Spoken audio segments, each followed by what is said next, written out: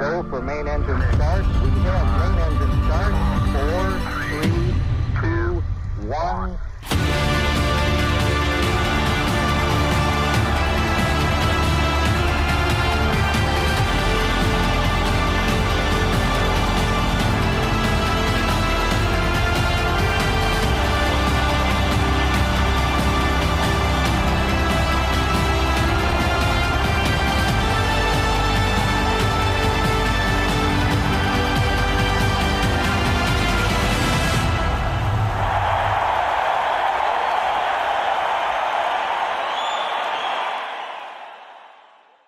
Hello and welcome everyone to the SSL Gold Cup Finals series, the Football World Cup, but in sailing.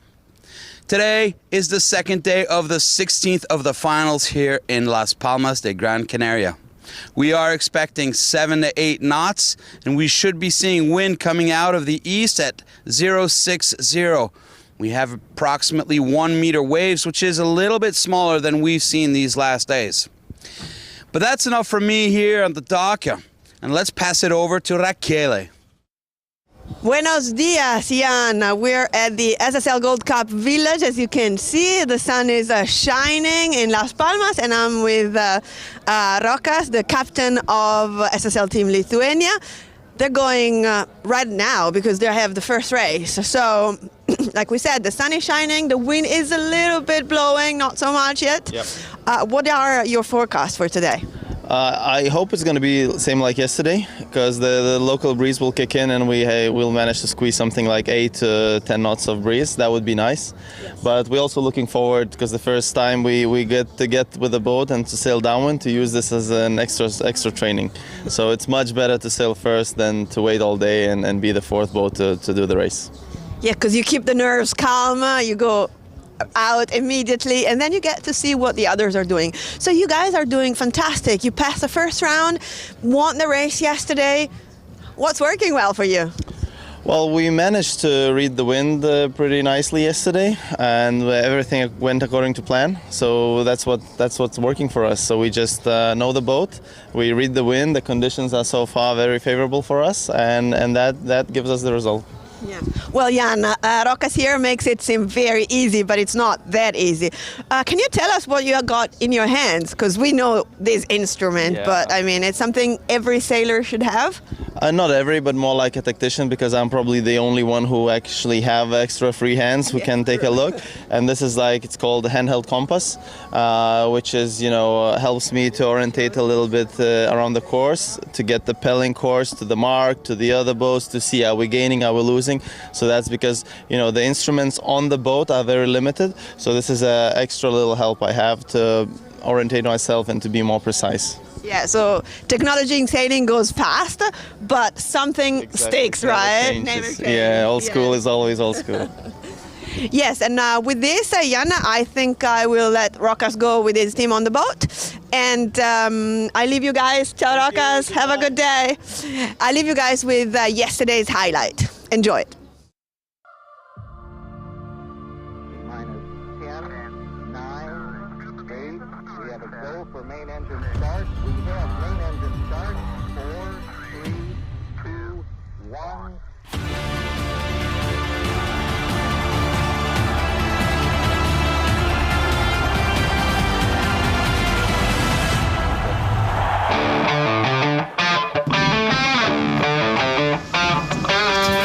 Welcome to the 16th of the finals of the SSL Gold Cup Finals series, the Football World Cup in sailing.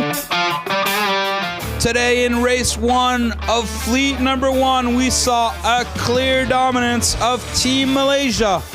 Malaysia getting the best start and managing to stay out in front for the win. And we saw drama with Team Austria, first at the leeward gate with a problem with their jib, and then a spinnaker problem at the second windward mark. An exciting first day for fleet number 1, race number 1. Finishing results for this fleet is Malaysia in first place with 4 points, Chile in second with 3 points. Estonia in third place with 2 points. And Austria in fourth with 1 point. Yeah, it was a very good call from our tactician to start at PN. We are ley line, the only boat ley line in PN and on time. So from there we just control our opponent and sail as fast as we can. And for second round we choose the good gate, and then we extend the lead. So from there is just a history. So very good race for us, very good tactical and very good crew work. Yeah. In race number 1 of fleet number 2, we saw a very difficult start for all contenders. Tahiti had to luff, barely making it across the starting line, as Hungary had to tack and go off to the right after Bermuda and Finland closed the door on them. A tight battle then ensued between Tahiti and Bermuda. Finland had issues with their spinnaker as Tahiti and Bermuda got further and further out front. Tahiti won race number 1 of fleet number 2, making it their 5th win in a row. Race number 1 from fleet number 3 saw the Republic of South Africa doing a super aggressive but fair start. Croatia got the best start. They stayed out in front and crossed the finish line first for their first race of this 16th of the finals. South Africa came in second, Portugal third, and Antigua, Bermuda fourth. Race 1 of Fleet 4 saw a great start for Lithuania. Managed to have enough speed while Slovenia, Canada, and Japan were stuck on the line. Canada managed to get a great start, sail aggressively, and led at the first windward mark. Japan had all sorts of problems taking down their spinnaker, and in the end it was Lithuania coming back from the right-hand side to take the lead and put 4 points on the leaderboard. Second place, Canada. Third place, Japan. And bringing up the back, Team Slovenia.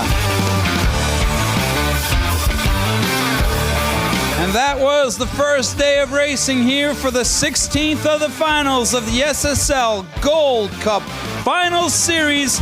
Join us tomorrow, 10:30 local time for race number 2. Hello and welcome everybody. Welcome back here on the second day of racing. I am joined in the studio here with Raquel. She is our sailing journalist. Hello, Raquel. Hello, Jan. Nice to be here. So we will have plenty of time to talk about all of these sailors before we get out onto the water. Let's take a look at the match board.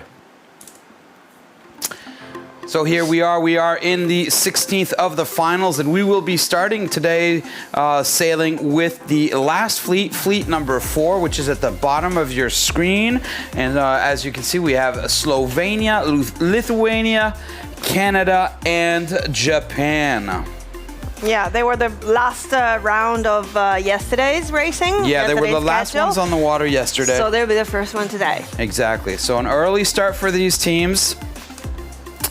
Let's take a look here at the team comparisons. On your top left is the team Slovenia, Karpani 860 they call themselves. They are SSL ranked number 29. They're weighing in at 703 kilos this morning, and the captain of that team is Vasily Zbogar. Just to the right of him is team Lithuania. They call themselves the Ambers, SSL ranked number 37, weighing in at 718 kilos. And the captain, which you just interviewed, is number 9, Rokas Milovicius. On the bottom left is Team Canada, the Enforcers, SSL ranked number 23, and team weight is 710 kilos. Captain of Team Canada is Robert Hemming. And bottom right is Team Japan, Team Rising Sun, SSL ranked number 28, team weighing in at 722 kilos. Captain of that team is Ishiro Hamazaki. So that's your team comparisons right there. Now let's go and take a look at the anthems.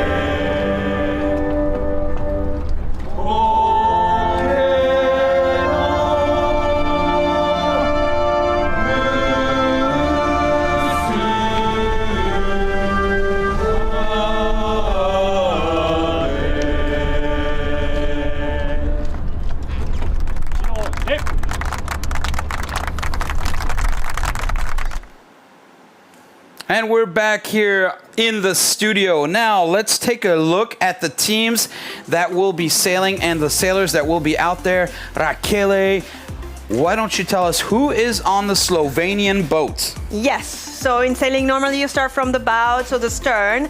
And on the bow as number 1, we have Strahovnik. Strahovnik, Bravo. He's got a bronze medal at the World Championship in the laser class. Promising bowman, and doing his best there. And then we have on the pit Jeranko, and a very, very talented woman, Tina Mrak, as a floater. She's been twice to the Olympics as an helmsman of a 470. And she's won the bronze medal at the 2017 World Championship in Thessaloniki in Greece, and is actually racing in the International Circuit 44 Cup. She's doing great. I mean, she's a floater. Floater normally you associate to somebody who fills in, but she's doing a lot. Like, she is a must-have on the boat. And then we have as a trimmer, two trimmers. We have Beltram and Princic, and then we have a grinder, of course, very important to lift the sails, Miha, and the main trimmer, Choppy. Yeah, and Choppy has 3 Olympic participations, and he has also he is 3 times world champion. Then at the helm we have Igor La. Igor is a very accomplished helmsman on the big boats. He's enjoying this very much because he normally sails with an international crew, and he's now sailing with a whole Slovenian crew, so he's really happy. And then as tactician we have Branko Birčić, and Branko is the tactician filling in for Captain Vasilis Bogar. Branko is another very accomplished and 360 sailor who sails a lot in the international circuit on big boats. So, I mean, great Slovenian team. They're doing great past the first round, and really promising for the upcoming. Yeah, they had a tough day yesterday out on the water, but we expect to see them going back strong. I mean, it was the first day with the new tactician, so I mean, we got to give them that. All right, perfect, great. Let's take a look here at the next team, which is Team Lithuania. With, as you say, the captain of this team, Rokas Milevičius, which you just interviewed. Yeah. He's a great sailor, yes. Rokas is always a pleasure to talk to because he knows these things. He will tell you what you haven't understood, but let's go from bow to stern. So we have the bowman, Volklovikic. Then we have mate bow, Gersovas, pit, Akromos, trimmer, Valentanitis. Yeah, he's world champion.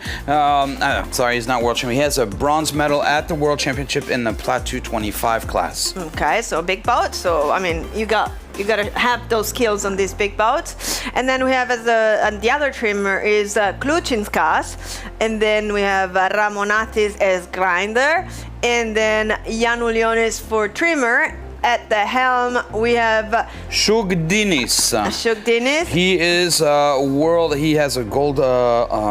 He has a gold medal at the World Championships, and he also has Olympic participation. He's been sailing on big boats and on small boats on Plateau 25, as well as on lasers.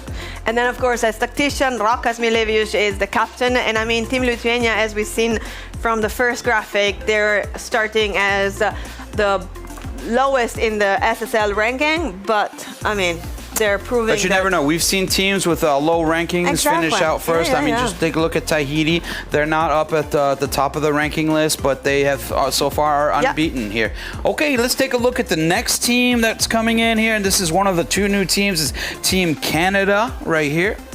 Yes, so Team Canada, North America, bow we have Cohen, then we have a trimmer, which is Mitchell, a pit, Levomsky, then the other trimmer is Wood, we have Daniel as grinder, Martin as the main trimmer. Yeah, they Martin, have 2 main trimmers. Martin has got a silver medal at the World Sailing World Cup, and he is also an Olympian.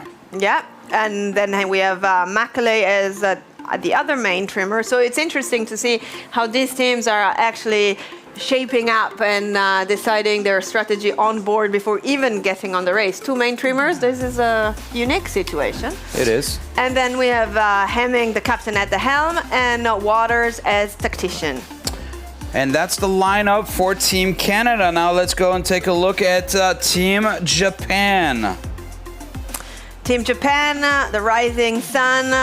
Let's start from the stern this time, and we have the captain Hamazaki. Then at the helm we have tactician, the captain. Yeah, the captain is also an Olympian, and he has a silver medal at the Asian Games. He sails on 470s and J70s. Yeah, then we have Funazawa at the helm. That's right. He's got a 4th place at the World Championships in the J24 class. Wakayama as a grinder. Then we have Sasaki as main trimmer. So interesting that you talk about Wakayama and Sasaki. Both of them have been first, so they have a gold medal. They are world champion, actually. One in the TP52 class and the other in the J24 class. Yes. We have many other world champions actually on this team. Let's keep going through them. Yes, then we have trimmer Nakamura, floater Shimakura, and the other trimmer is Yoshida. The mid-bow is actually a girl, and it's Kobayashi. And No. That's wrong. I made that mistake yesterday. No. We do have, you just said... The mid-bow. Kobayashi. Yeah. Yeah, so Kobayashi, no, that's a floater, and he's been actually... He's got a lot of experience as well, him on that boat. I was talking to him yesterday, and he was just telling me that it was a really interesting and steep learning curve for him on this boat. Yeah, and then at the pit we have Sofuku, and to finish with the bow we have EJ. So Fuku as well, he is a world championship, and EJ or Igai, I don't know how you pronounce that, is also world champion in TP52 class. And we were just talking about Nakamura. He has got a silver medal at the world championship. So a lot of world championship experience, a lot of world champions on this, and the captain who has also been to the Olympic team. Now, we will show you a small clip about the pitmen, I believe. Let's take a look at that before we get back out onto the water and take a look at the racing as boats are getting ready.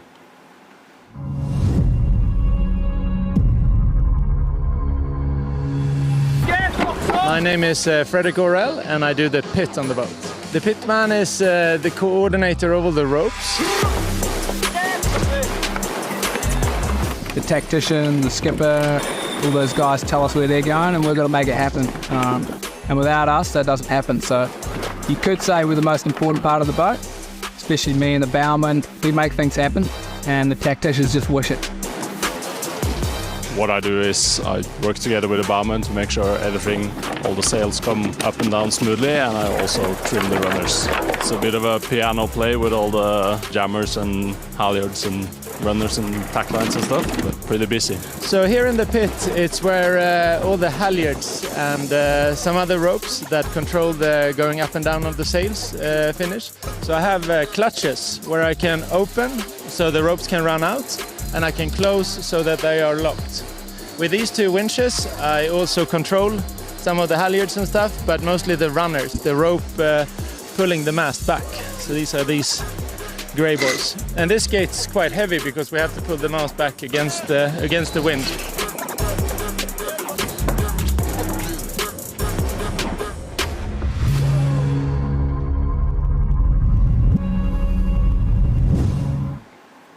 It's nice actually how we find out what are the different roles on the boat, and the pit is such a vital role on the big boat because it's actually the link between the thinking heads in the back and the operating hands on deck in the bow. So yeah, it's a crucial role, especially in those drops that we've seen. These last couple of days, if you have somebody who's good in the pit, then the whole coordination and timing on the boat will be correct. So it's a crucial spot, and needs to have very good timing with everybody. Yeah. So we are about 4 minutes before the start. Let's take a look at the race course here. We take a start down at the bottom with a start, tack our way up around Mark 1, then to the offset as we come back down, jibe around, go through the 2 gates, and that's where we've seen a lot of action in these last couple of races. Then back up to the windward mark, jibe down to the finish. All about in 40 minutes maximum, right? Yeah, the target time is 45 minutes. Right here, we see it. We'll take a look at the weather. Currently, the weather is at 6 knots. We were expecting it to be a little bit more, so hopefully that breeze will be coming in. 300. The wind direction is 360, 310. It might be shifting off to 060 as we said earlier, but we'll see how that pans out for the day. And again, a nice, beautiful day. A little bit cooler, 23 degrees today. Yes, normally in this part of the world, the Canary Island, in this time of the year, it's the Alice winds are blowing strong. I mean, they're used about 15, 20 knots around here this time of the year. This hasn't happened yet, but we might expect it to start anytime soon. Yeah, I think we are expecting a little bit more wind here as we're coming into the weekend. We'll see how that pans out. Obviously, you know how it is with the weather. You never really know until the day of. So here we are. We are on board with Team Japan right here at 3 minutes before the start. And they are right now all jostling for positions. Everybody is sort of taking their time and preparing for the start. As you saw right there, they were talking about the timing. There's the starting line to your right between that motorboat with the orange flag. The first one on the right hand side of your screen, and the little one which is just a little bit further. So that's the you can have to imagine a line right there. Oh, here we go. The drone is now moving into place, and we will really be able to visualize it. So those 2 orange flags, that is the starting line right there, and then all the flags underneath them, well, that lets them know how much time is left until the beginning of the race, as well as what rules will be put in place on the last minute. These moments before the start are very important moments in the race and on both for the team. I mean, it's a matter of coordinating between all the team members and trying to get on that line, on that imaginary line between the 2 boats, right on time. So not 1 second early, not 1 second behind, and to find your own lane and be free from the other 3 boats and try to be as fast as possible. I mean, it's complicated, and you got to do this with, I mean, you're the helmsman and you want to be placed wherever you think it's going to be the best place with your tactician, but then at the same time you have to maneuver a boat with 2 big sails and with another 7 people on board. Yeah, 7 or 8 people. Yeah. Well, actually on Team Japan, there are 10 on that boat. So yeah, it's a lot to do. Obviously, all these sailors are extremely good sailors, so they know what they're supposed to do. But you can just imagine that the captain of the boat back there, he's not able to do anything unless his team is actually working correctly. So he wants his team to work well. He has to communicate with them. He has to give them the time also. So a lot of things to do. 50 seconds before we get to the start, and we see all the boats here sort of coming together, jostling for position. Oh, I see that leeward boat right there. Looks like Team Slovenia is putting the pressure on everybody else as the boat closest to us right there, and you see them down in the red. That's Team Canada, looking like they're going to try to get a little bit more speed off the start. Yesterday we sort of saw them. Oh, look at this. Oh, they're all getting blocked with 20 seconds to go. Slovenia right there is stopping everybody. They can do that. Canada is out, huh? 15 seconds. Canada is head to win, and really with backing their jib right there, really trying to slow down. So Canada was trying to go in with making sure they have speed, and they actually don't have speed. Look at that start right there for Team Slovenia, the best start, and Look at that right there across. Oh, that was a beautiful drone shot right there. We really saw the starting line. Team Slovenia managing to stop absolutely everybody. Lithuania, Canada, and Japan stuck on the line. Really tough for them to go. So, an aggressive move by the Slovenian team. Really, this is the Slovenian team I'm used to seeing right there. An aggressive, good tactical team. Yesterday we saw them finish in fourth. That's not like them. I think they must have had a big briefing yesterday, and great to see them aggressive off the start like this. Now, troubles for Japan having to go to the right-hand side. Well, it's trouble, but sometimes, I mean, it's a blessing in disguise, because with 8 knots, you actually never know if what the next wind shift will be. And it proved yesterday for some teams very that true.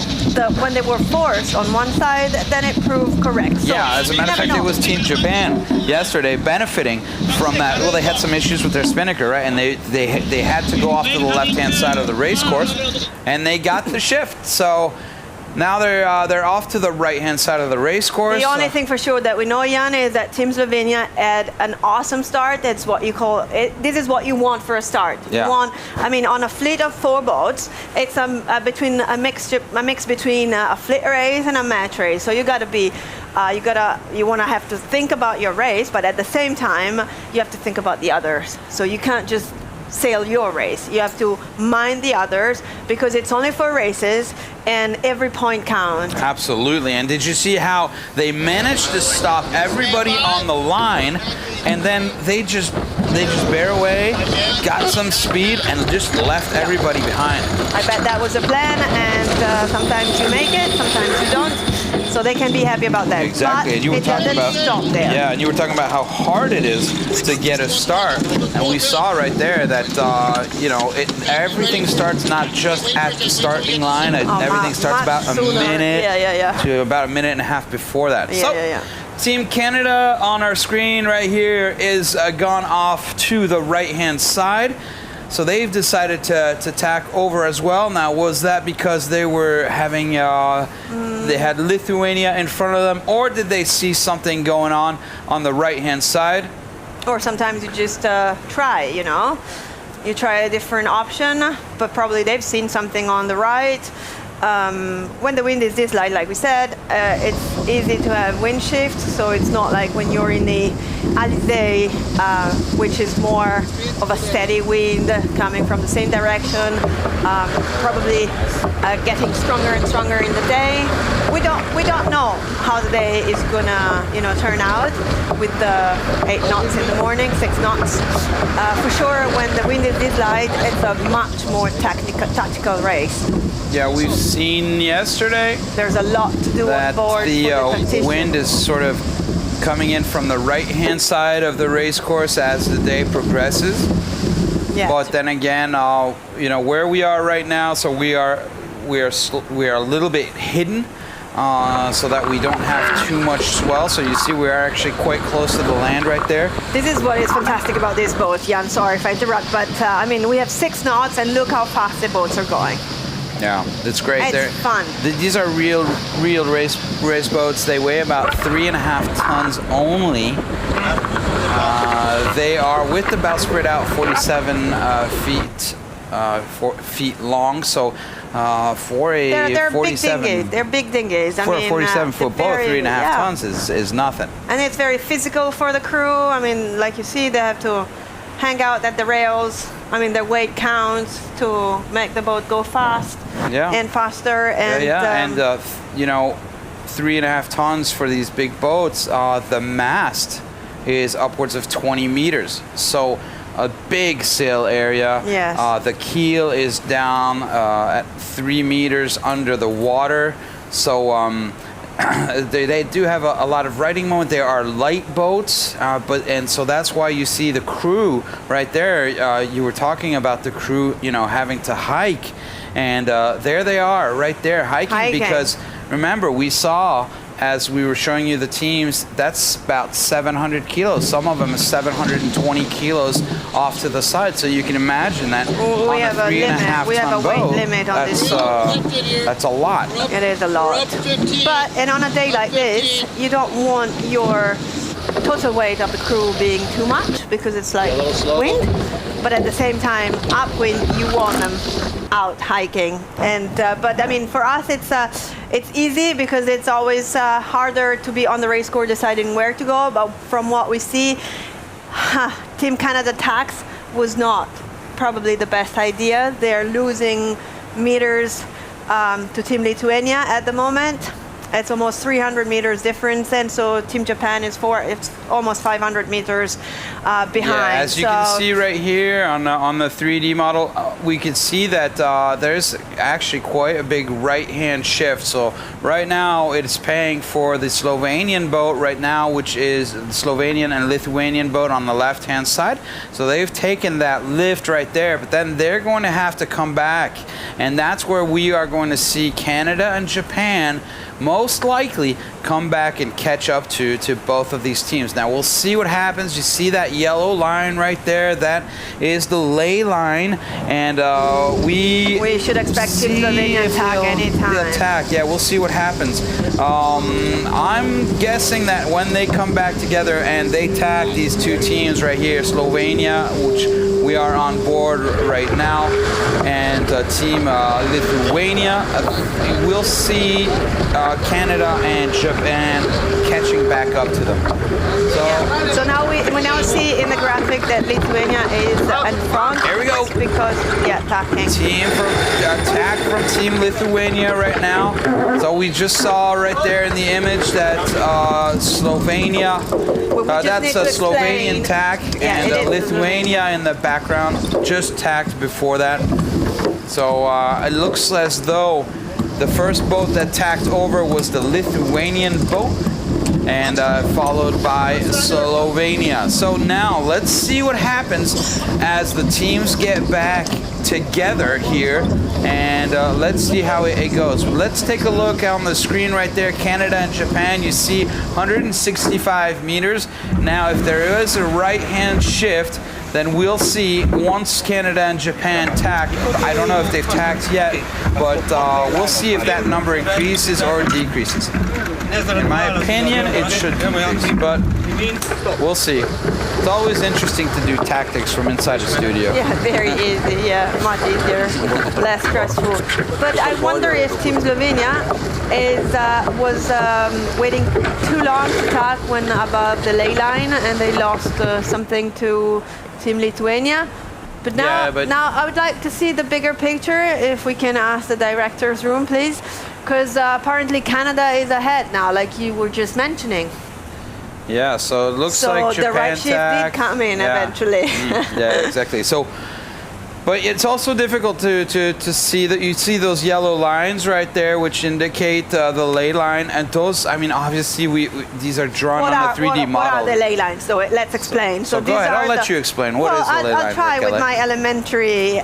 Very good. No, very good. Sailing language. So those ley lines are the best way, the highway to the mark and to the rounding. Okay, so once you reach one of those two lines that form a 90-degree angle from the mark, then you can tack. I mean, when you reach those, you're on the highway to the mark. But those two ley lines will change with a wind shift. So they're not drawn on the water. They will move with a right shift or with a wind or with a left shift. So yeah, if you look at right now what you're seeing on the screen, you see if you were to draw a parallel line between all the lines of the boats that we're seeing right there, but all those boats now are on a close halt. So they're as close as they can to the wind. And if you were to imagine several of those lines going up and up and up into the screen, one of them would end up on that yellow line. So they need to keep tacking until they get to that yellow line, and that's what we call the ley line. Because if you go further than that, then you're just actually just doing more distance for no reason. Yes. Because you could be tacking on that line and going straight to the buoy. But sometimes, if the tactician, and this is the fascinating part about sailing, if the tactician thinks that there's going to be a wind shift or he sees some more pressure above the mark, then he will wait and he will tack a little later than after crossing the ley line. And if you go high enough, well, then you'll be casting a wind shadow on your opponents that are behind you, and so you can take advantage of being on that ley line. Exactly. But let's take a look and here. And with a 4-boat fleet, you always have to mind the rest of your adversary, right? You can't just do your race. Absolutely. So here we see Team Canada from the drone shot right there. It's interesting to see how it's sort of set up. We saw some of the boats with having more people out in the front, as some of the teams had more of them back towards the back. But what you really want is to have everybody sitting quite close to one another in order to sort of avoid this teeter-totter motion on the boat. And we see everybody right there hiking out. You know, when we get those shots on board right there you go, you just see their sneakers, and notice how they're holding on to those ropes in order to be able to hike, as they don't have any hiking straps or anything like that. So it is very physical. In order to hike, they have to be pulling on those ropes. So we're just heard right there on board tacking in 2. So there we go. So that's 2 lengths, not 2 seconds, but 2 boat lengths. But the top 3 teams are very close. So yeah, what I'd like to see here with these sort of lighter wind conditions is I would like to see some pumps. We saw some teams doing that. It's when the whole team moves up together and puts that weight forward. It sort of puts the boat flatter and gives them a little acceleration. So right now I haven't seen that. I saw that yesterday with Team Tahiti doing that. There were a couple other teams I think that were doing it as well. But looks like right now we're not seeing that right now. So very interesting here. As you see, we're getting closer to the top mark. We're 235 meters away from the top mark, as Canada is now getting close to that ley line that you were talking about, Raquel, and they're probably going to end up by tacking here at any moment. So a small lead for the Lithuanian boat right now.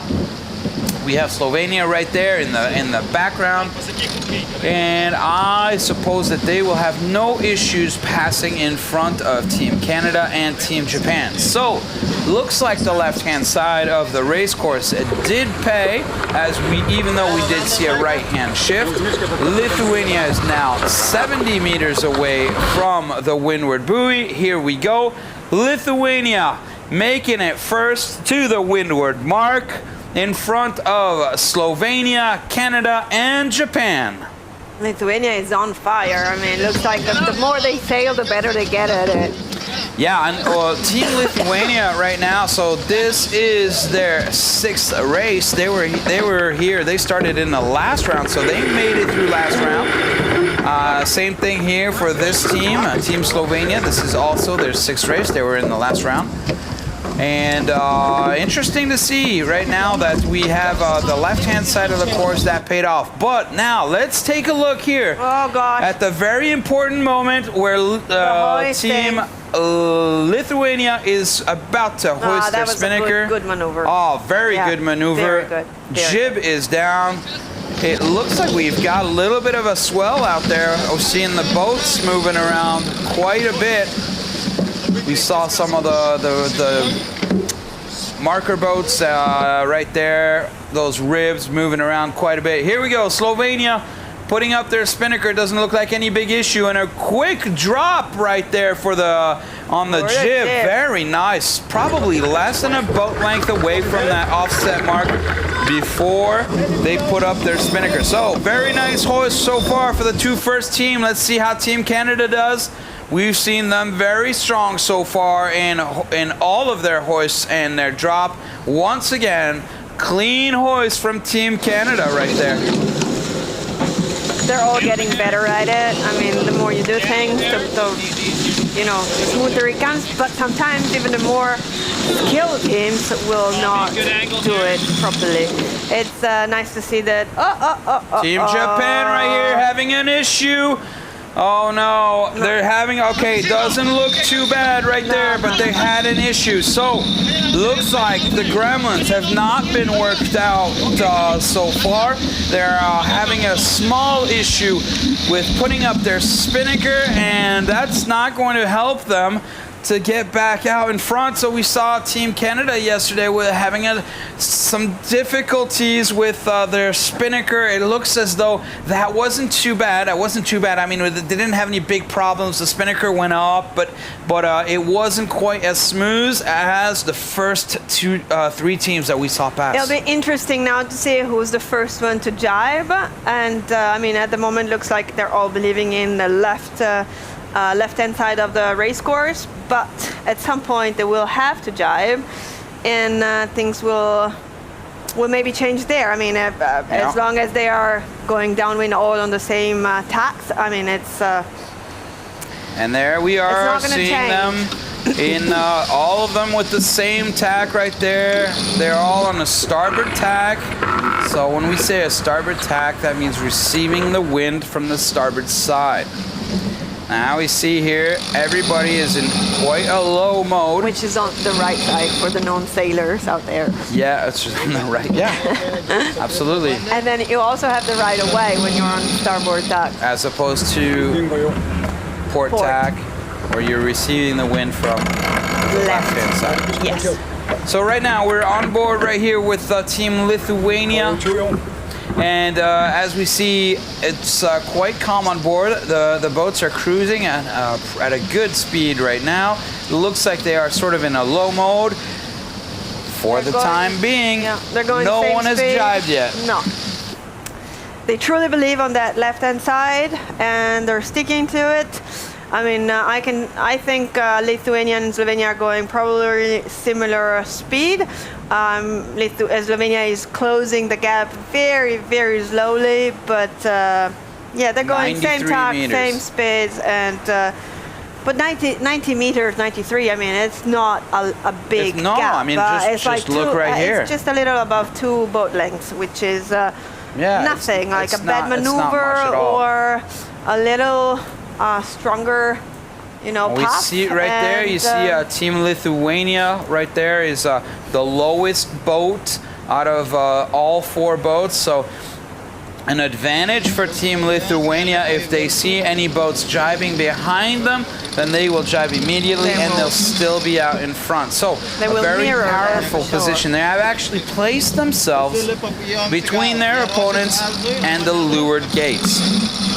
True, but I mean, being the leader on a downwind is also a stressful position, because if the wind will increase, the first one to benefit will be the last ones in the fleet. Absolutely, and that's the whole thing. When you're going downwind, well, the wind is coming from behind you, so the first ones are the one to in the get back. that wind. Are the ones in the back. So that would be Team Japan. Yes, and 180 meters is not a big advantage. So, I mean, no. So Japan is still right there. They're not far off. Okay, now we've changed boats here. We are with Team Slovenia. This is right now. So they're sort of Branko Birnčić is a lot in front of the boat from where he's normally staying, so he's not in the real back of the boat. I mean, I think they're thinking that the weight should be a little more towards the bow, a little more up front, because the wind is not so strong. So the stronger the wind, the more weight you want in the back to surf those waves and the wind. And you know. So far we've had light conditions, and we have seen the tacticians move forward all the time, especially because he's a pretty powerful guy, and obviously he needs to use his weight in order to be able to help. But I have also seen, and tacticians have told me, that by moving forward in the boat, sometimes they can get a better vantage point. So here we go. The first jibes are coming in right now. We have Team Canada putting in a jibe as Team Japan is following above. Let's see if everybody is going to jibe at the same time. Now you see it's a waiting game, and then you try to surprise the other boats by putting in a jibe and making sure you are the first one to be able to hit that wind. So interesting to see Japan and Canada right now just both decided simultaneously to jibe. From what I can tell, Lithuania and Slovenia have decided to keep on going. There we go. That's what we're seeing right there with our 3D model. So Very exciting little moment right there where we saw the first jives as we are slowly making our way down towards the gates, where we will see all sorts of actions, I am sure. The only reason for the leading teams not to jive is because they know what they're doing. Like, they're happy with their wind speed, and what they see from behind. So this is the only reason why they should not mirror their opponent's jive. So I guess they know what they're doing, right? Oh yeah. You know, if they're here, that's because they are the best ones in their country, and that's how they get qualified over here. So, and the best in the world, because I mean, we started with this competition last year with 52 teams, and only the best 40 came here last week, and we're now to 32, down to 32 best. Yeah, exactly, and so that's 40 teams that have that will participate here in this finals of the SSL Gold Cup. Yes. And here we are in the 16th round, so this is the second round that we've seen teams coming into. There we saw a lot of people on the front of the boat there, on the Japanese boat, so it looks like they've decided now to use their weight and move everybody forward. Interesting decision right there. So we see that it's still light conditions, but they look like they were pretty much cruising from my point of view. So like you were saying, yeah, these are the best sailors in their country, and that's how they get qualified to come over here. And so something maybe you young sailors that are listening to us out there, you should know, keep on sailing on your optis and keep on sailing on your lasers, because one of many people have come here on these boats, and they're laser specialists, and they're the best ones in their country. So if you can make it to the top level in your country, you will get qualified to come to the SSL, and you wear the national jersey. Yeah, and wear the national jersey and come sailing with us here. And so very, very exciting moments will be. It looks like well, we're getting closer to the gate. We are getting Lithuania closer to the 120 meters right there. 120 meters. They're pulling out Lithuania as we are 330 meters away from the gates. Now remember, this is the part of the race where we have seen so far the most action.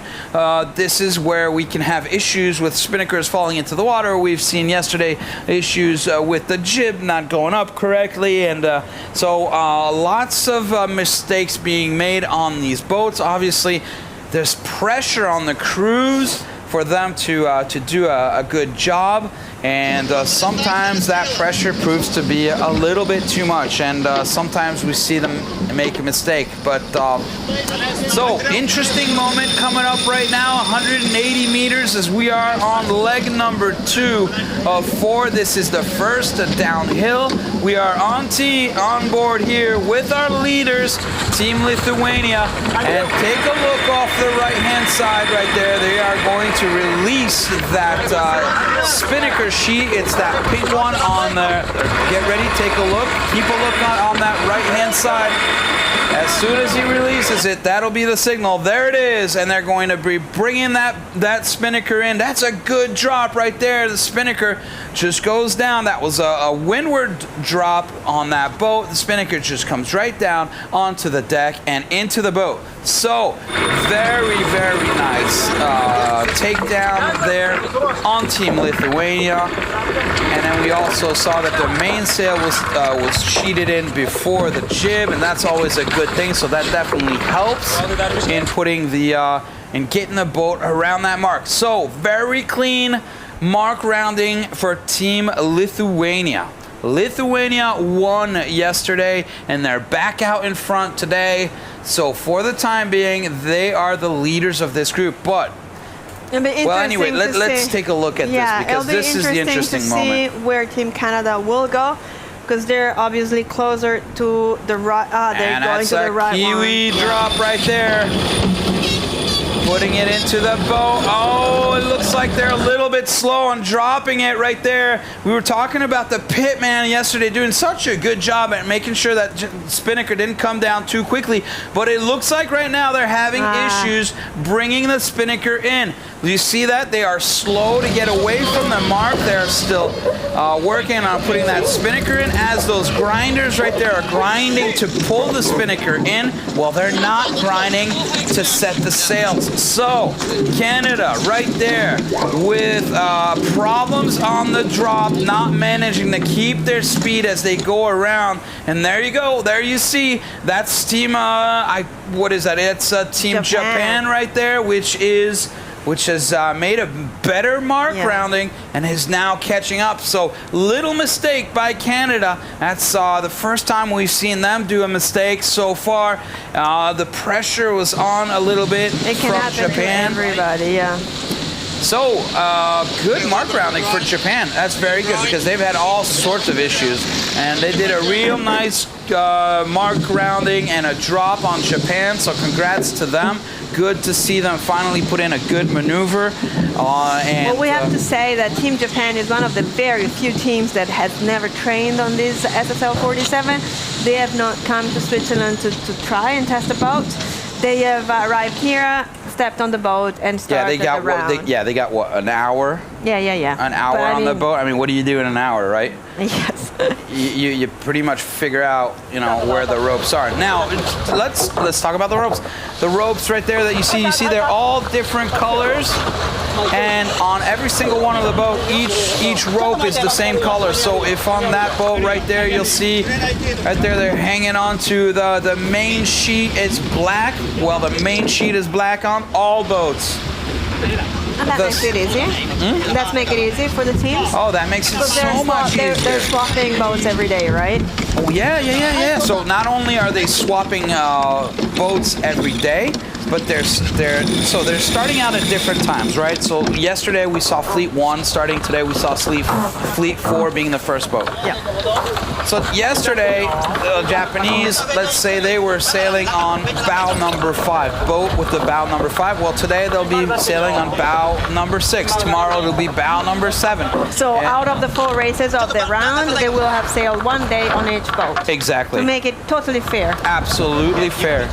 Okay, perfect. Yeah, this is all the boats are set up exactly the same. As a matter of fact, the boats are beautiful. Of course, they're great looking, wonderful SSL 47s. But really, you know what? We don't care. That's not what's important. About the boat. It's not about the boats, ladies and gentlemen. Yeah, they're great. It's about the people sailing on the boats.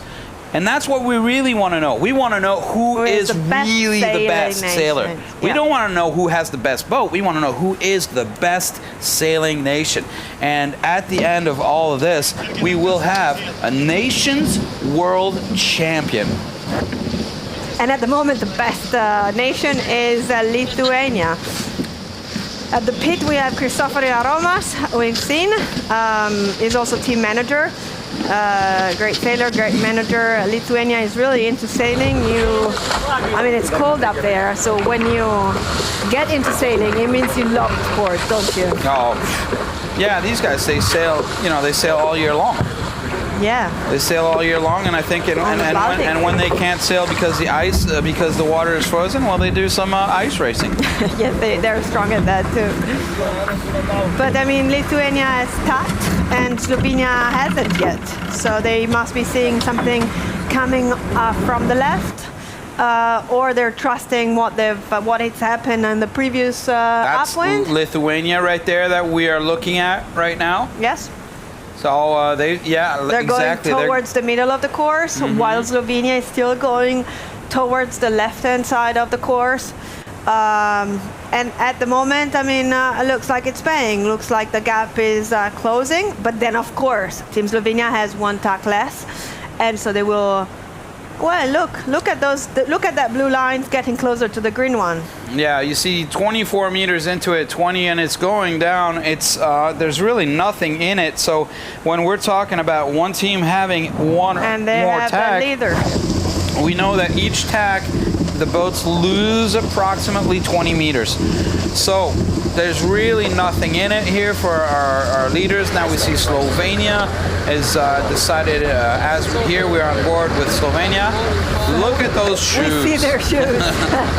They're hiking high. They're hiking strong out of that boat. Look at them. You can't see nothing but their shoes. Oh, tuck is coming. This is a very nice moment on the boat. Yeah, it's always great. I love it when you can hear what's going on the boat. Oh, they were quite organized, huh? Look at that. Listen. There's nothing. There's no one talking. No. Very quiet on that boat. They're executing. Good to see that. Very quiet. And I tell you, it is quiet. It's not just our microphones. The microphones work real well on the cameras that we have on board. And you see? You can hear them talk. And this is a tack well done. Look, they haven't lost much to the Lithuanian team. Yeah, you could just tell right there. They just seem very comfortable. They very well organized. Everybody knows. The ambiance on board is absolute concentration, but it doesn't look hectic or anything of that nature. So really interesting to see how they are and what the body language is like on board. Yeah, they seemed very, very relaxed, they knew what they were doing. Yeah, of course. And now we just panned out here as we saw. What is going on here with team? No, they just came out of attack right there. So Canada is the lured boat, keeping their speed right there. Canada. If Lithuania can accelerate right now, Canada is going to be in a difficult situation where they will be casted a wind shadow. So it looks like Team Lithuania, we missed it on the live, but it doesn't matter. Here is the result. Look at that. Team Lithuania is higher. Same speed, but higher, it seems, than Canada. Looks like Canada is going a little bit low to try to pick up that speed. So Canada right there having difficulties. They're in the wind shadow of Lithuania. Will we see Canada attacking to get out of that situation? A very good job by Lithuania to put Canada in a difficult spot. See, it's easy to comment from here, but it's also difficult because we don't see the whole picture all the time. So we were convinced that Team Slovenia was doing well, staying on the left, but Team Lithuania saw something we didn't see, and probably Branko Bercic didn't see either. And look at them. They went into the middle of the course because they saw something coming from the right. Yeah, and it was there. And it was there. It was. It was there, and it's paying right now. It just goes to show that the right-hand side did pay. But we've seen lots of the big game of snakes and ladders here all week long. Yesterday, Team Lithuania won, but they came out of nowhere on the second windward. So could it be? That's why we like sailing, right? It's always open until the end. The human That's probably what talent. makes it so frustrating, and that's why we keep on going back out there. I think what's really good about this race, this format, these boats is that the human talent will emerge, and you never know what they can pull. Yeah, fantastic. But you never know what a tactician can pull out of their heads, and like we've seen right now. And there we go. That's a tactical decision right there. Lithuania to attack, and you see, look at that. So Canada attacks behind. And Slovenia coming in. Tough spot now for Slovenia right there. Definitely in the wind shadow of Lithuania. What are they going to do? Are they going to stay there? Yeah, they should be close. They should not be far from ley line, I think. Right now, Team Slovenia. And actually, I'm just sort of kind of wondering what is the distance to the mark. It's yeah, they're close to the mark. Yeah, they're getting close to the mark. We'll see what happens. But look at that! Really, we see a difference in. Perhaps that's just a camera, but I don't think so. It looks really like Slovenia right there has had to bow down to get some speed. as Team Lithuania right there, just doing a great job at blocking everybody. Oh, look at and we them. said They're we were there. getting close. It doesn't get much closer than that. We were within 3 boat lengths of the windward mark. Now, take a look at that windward mark. Notice how it has changed colors, which means that the course changed directions and shape. And whoa, they're going to go right into the camera boat right there. So it's a difficult maneuver right now here because they don't have that dog leg and the offset mark to go around. So they have to do everything at once. Looks pretty good here from Team Lithuania. A good hoist and a good drop. Now let's go and let's take a look here as the next 2 teams come in and go around that pink buoy right there. We will see that they have a lot of things to do. There we go. They're already taking out their spinnaker and they're probably going to hoist it. Those motorboats are getting really close. You do want to get the best shot when you're out there. Oh, look at this. What are we going to see? So it is... Team Slovenia could advance. Oh, no, I know what it is. I don't know. I think they're doing a penalty turn. Yeah, it might be a penalty turn because it did kind of look as... No, what are they doing? What's going on that boat? They're having issues with the hoist. What is going on? So we know that's a really difficult... Yeah, it looks like confusion and chaos. Yes. Looks like confusion and chaos aboard that boat right there. Is taking advantage out of this situation. Yes, definitely. We were going Yep, that's what I thought. It was a penalty. Now, here's probably what happened. As we saw, they put their spinnaker up before they got to the mark, and there was one moment where they stopped for about 5 seconds. And they stopped for about 5 seconds hoisting their spinnaker because they were early. And they got a penalty. So 360. So they're going to have to do a penalty here on Team Canada because that was not a penalty what they did earlier, and that has to do most likely with the bow spritz and the spinnaker coming out too early, because once you start hoisting that spinnaker, you cannot stop. You have to keep on going. So we will get some information here on the information that we can get from race committee and as well from what's going on here. So let me just take a look here and let me find out if I can get any information to you guys. Yes, from tomorrow or the next few days, I will be on the water commentating and helping you out. I'll be your set of eyes on the water, and so I'll help you. That'll be great. With understanding what is going on. So what I can tell you is the reason why we had that that pink buoy was a Charlie minus red, so that means that a change of course, they made it less long as as the wind is dropping a little. 0.85 nautical miles, and red, so slightly to the left. So smaller and to the left, that's where the buoy was put, as opposed to the original marker, which was at 1 nautical mile. You can see on Team Slovenia the bow and Team Amrak laying down on the bow to keep the weight a little forward to help the boat go faster and smoother downwind.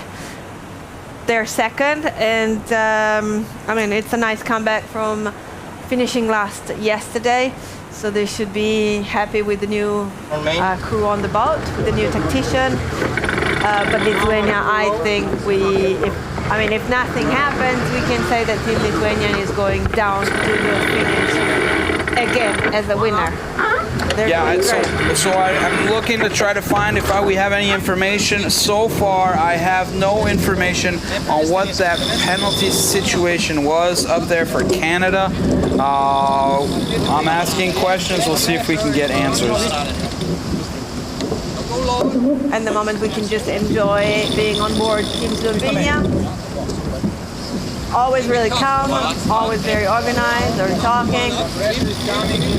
Branko is looking in the back to see where the others are. At the same time, is looking ahead. Ready to jibe, guys. Ready to jibe, so they want to change that. They're going towards the middle of the race course. They're doing it at the first box, so probably they're going to do something different. Let's see if now the leader, Team Lithuania, will follow, will mirror their maneuver. Okay, let's take a look here as they almost all move together. So Raquel, I've been trying to figure out some information. They're telling me that they will get back to me with that information. It's going to be really important to find out what's happening out there on the water. But it seems right now, so Lithuania still in the lead? Yes, and they did match the jibe from Team Slovenia. While Canada and Japan, they're still going on starboard towards the left-hand side of the course. Okay, so Lithuania managing to keep 130 meters out here on leg number 4, as we are now going to be getting closer and closer to the finishing line. So Team Lithuania potentially right now with their second win here at the 16th of the finals, which means that they would have 8 points, giving them a very comfortable lead out in front. Remember, Slovenia was 4th yesterday, so Slovenia only has 1 point on the board. Lithuania, if they keep this position right now, they will have 8 points. So a nice lead right there. Canada finished 2nd yesterday. They're currently in 4th. So things are moving all over the place right there as we see that the weather forecast, or rather what's happening right now, is 6 knots out there. And wind direction 010 to 020. So it did go on the right. It did go a little right, yeah. As we were saying in the beginning. It's still sunny and 25 degrees. Yeah, so and I think water nice. temperature is about 20, 22 degrees. Oh, that's good. Yeah, that's warm. Yes, 20, yes, 22. yes. Yeah, and you know, I was talking yesterday with one of our photographers that we see. He tested the water, huh? Yeah. Well, he went swimming to get some underwater shots the other day, and he told me that the water was super, super clear. And so interesting. I think he may do that again for us. We'll see what happens. Anyway, a little interlude right there with temperature and information about water as we are getting closer. Wow, nice lead right there, 186 meters. It kind of looks as though we are 485 meters down to the finishing line, and a nice almost 200 meter lead for Lithuania. So looks as though Lithuania is in a comfortable position as we see them going past the leeward gate right there. The finishing line should be coming up. So this will be very good here for Team Lithuania. As you see right in the background, that's the finishing line right there? Yes, we're close. We just saw that checkered, black and white checkered buoy. That's the pin end of the finishing line.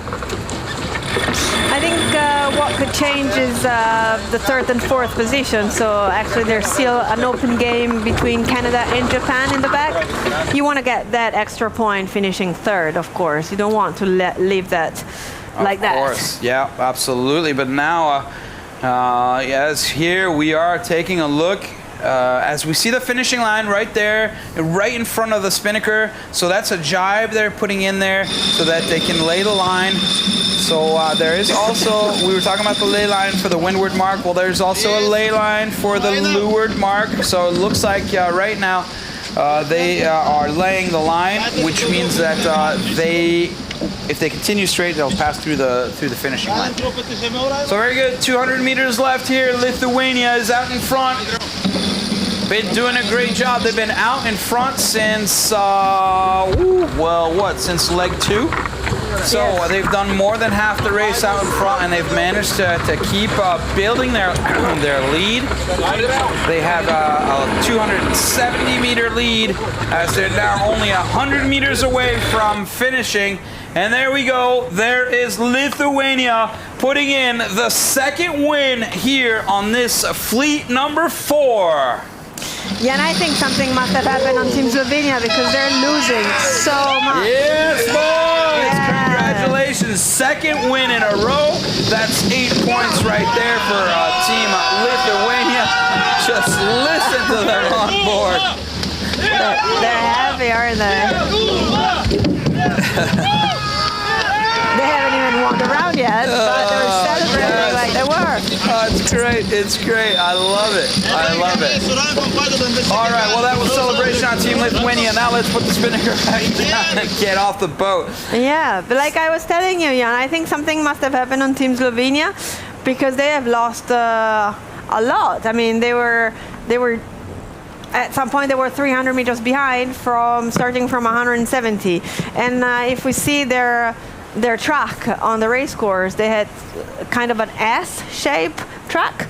So, well, we don't know. We'll have to ask them when they come back ashore. I'll make sure I'll ask them.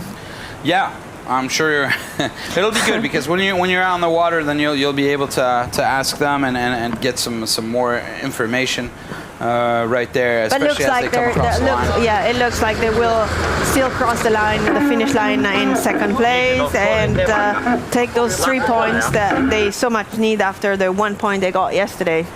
Yep, so that's Slovenia right there crossing the line in second place. So a good sail by Slovenia, really putting on the pressure there onto the Lithuanian boat. Unfortunately for them, they didn't manage to get the win, but congratulations, they did they have 3 points on the leaderboard, plus the 1 from yesterday, so 4. So at least puts them back into contention, which is very good. It should be quite tight with this Slovenian team, Canada, and Japan in terms of points. Perhaps we will see that at the end of the race. But right now, it's looking like Canada coming into the finishing line right now. So Canada finishing second yesterday. It looks like third today. And Japan yesterday finished third, and now they're finishing fourth today. So just swapping places right there, swapping places between Japan and Canada. We should see Japan, Canada tied for points. We see a referee close to we see an umpire close to Canada team. Yeah, I think there's an explanation being given to... Let's see if we can listen. Let's drop hook. Let's drop hook.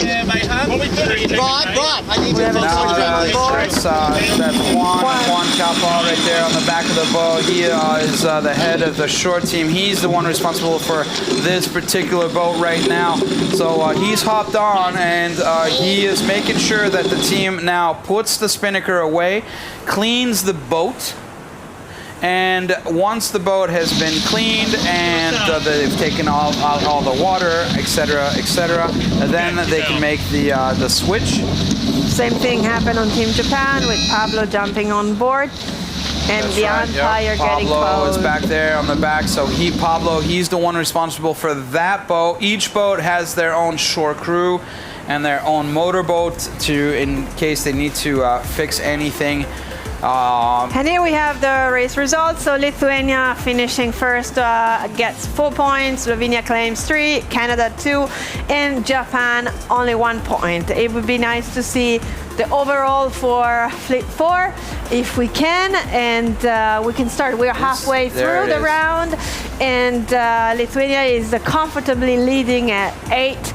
And the effort Slovenia put in was not worth for the second place, which is now steadily on the hands of Team Canada with 5 points. In third place, we have Slovenia, and Japan is sitting on the 4th place. So we're halfway through the round, but let's remind everybody that the last race is worth double points, so things can easily change there. So we have tomorrow with the normal point race, and where the first one gets 4, the second 3, third 2nd, and the last one gets 1. But then on Sunday, the golden day. Yes, on Sunday it will be double points. So if you finish first, you get a whopper 8 points. Yeah. So I mean, as you can see, Lithuania with 8 points. But what if Japan gets 8 Lots points. of things can happen. Lots of things It's can nice, happen. It's nice. I like it. It's exciting. It's all open until the end. And remember that also the last race is the tiebreaker. So as well. So, ladies and gentlemen, that was the first race of the day. First race for fleet number 4. We are going to take a break right now. We'll bring you some information. We'll try to see what we can do with Canada, find more out about that. Coming up next is race number 2 for fleet number 1. So stick around. We'll be right back.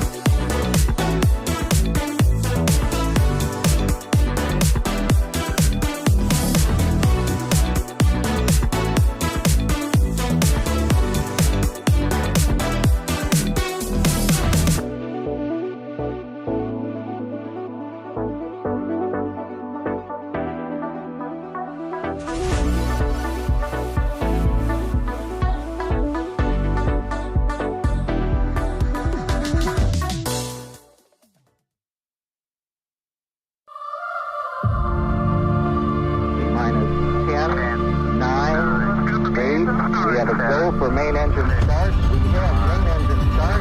4, 3, 2, 1.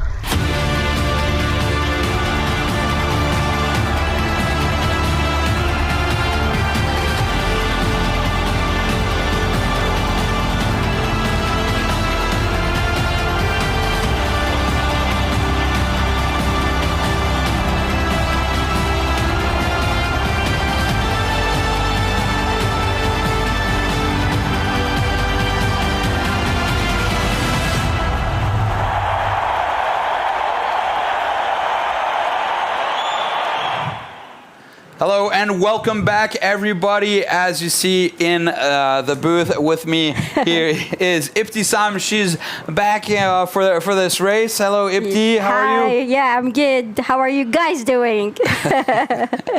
Perfect. Well, we are about to get the second race of the day started here. So let's take a look here at the team comparisons. As we see here on the top left, we have Team Austria, the Austrian Eagles, SSL ranked number 19, weighing in at 708 kilos. Captain of the team, Thomas Zajek. Off to the right is Team Chile, the Finnish Terre Sailors, SSL ranked number 25, weighing in at 709 kilos. Number 10 is the captain, Pablo Lorca.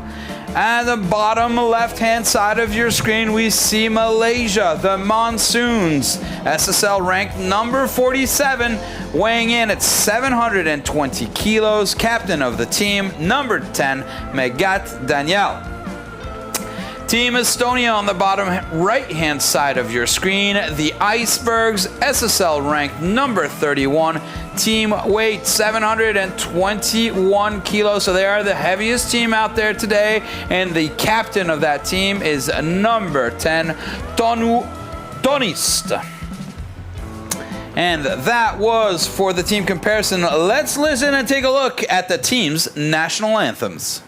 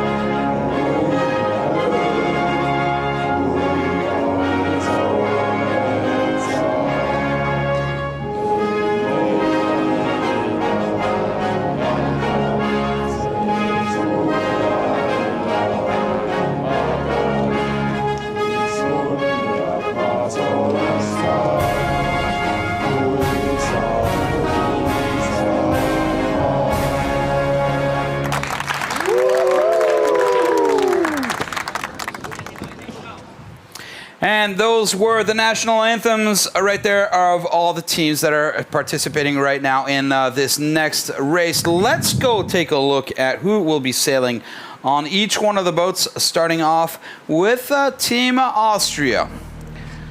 So from the back here, we have the tactician Binder. Then we have captain of the team, Thomas Zajek, who is captain right there and is also at the helm. He is an Olympian. He has a bronze medal at the Olympic Games. They have the grinder Spitzauer, and beneath him, Bildstein is the main trimmer. As we keep on going to the floater, Bustani. At the top, we have Zajek as well as a trimmer. Then mid-bow, Zoschling. Down in the pit, Hustle, and in front, Haberl. Okay, we're going to.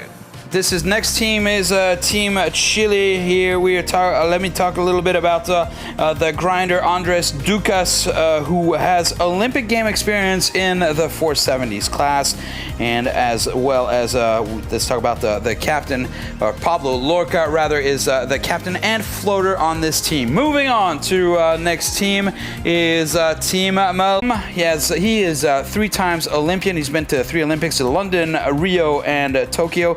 He sails in the standards class. Let's keep on moving on as we want to get out onto the water. We have Team Estonia. The captain is Tonu Tonist, and just to make it real quick, trimmer Tumas Tonist. He also has a silver medal in the Olympics in the 470s class.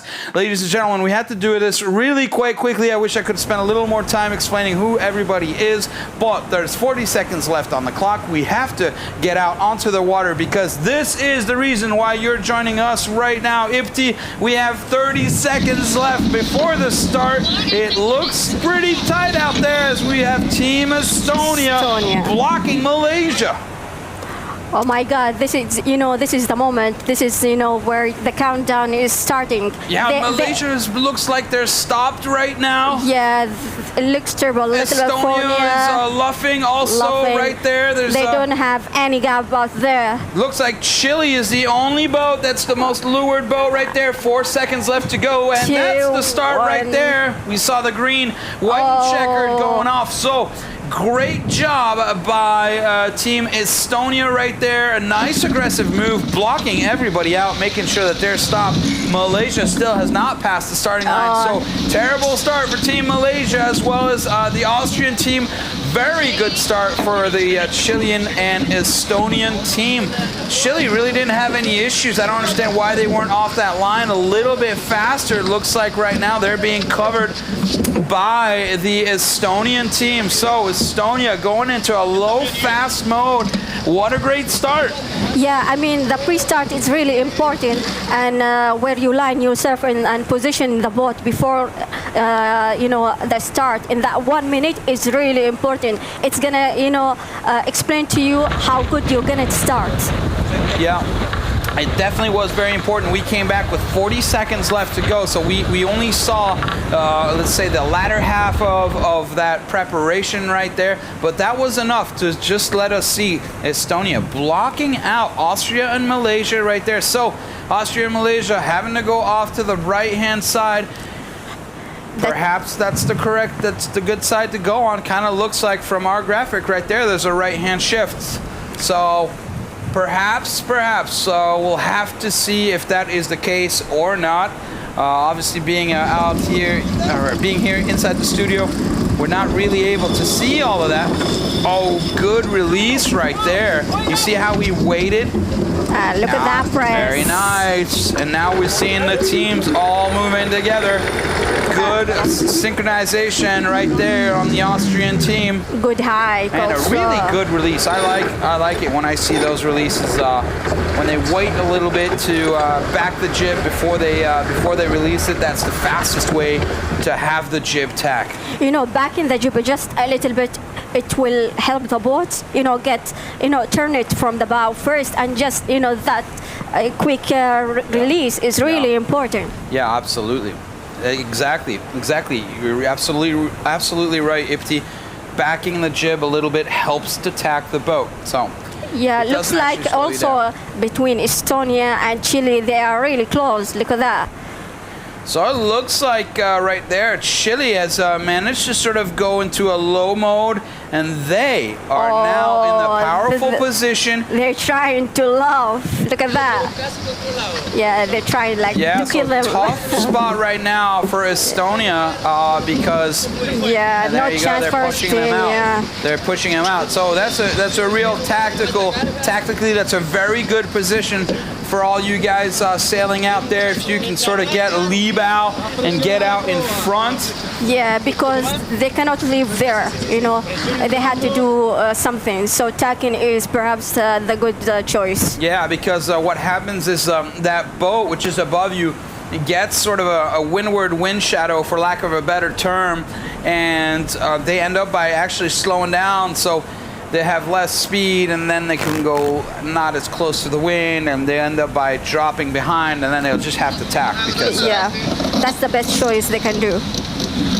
yeah, so obviously you guys here, there's a lot of things to learn if you like sailboat racing. I mean, one of the things that we see often with beginners learning how to race is, and especially with the kids and the opties, is they'll tack, you know, just leeward of a boat. Yeah. So that's obviously they're going to be in wind shadow. But interesting for you guys to be able to sort of look at what's happening here as these teams. The Chile made Estonia tack. Yesterday we saw Canada being really aggressive to make the others tack, and the problem with that is they actually lose speed. Now, just a quick parentheses with Team Canada, what happened in the last race. So we have some information. So yes, there was a penalty given to them because of that bowsprit situation, it going up, etc. So there was a penalty given. They didn't do a 360, and so then they were given the penalty again because they didn't do they did half of a 360, and then they were given the penalty again so that they do a real 360. So a real 360 is one tack and one jibe. One jibe, yeah. So very, very costly for Team Canada out there, and having their first experiences with our international Olympic jury out on the water. And so tough call for them, but they got called out. So that's why it's really important to know when is the best time to put the bowsprit out. Otherwise, you know, you get a penalty. So being late a little bit, you know, 1 second, it's better than getting penalized.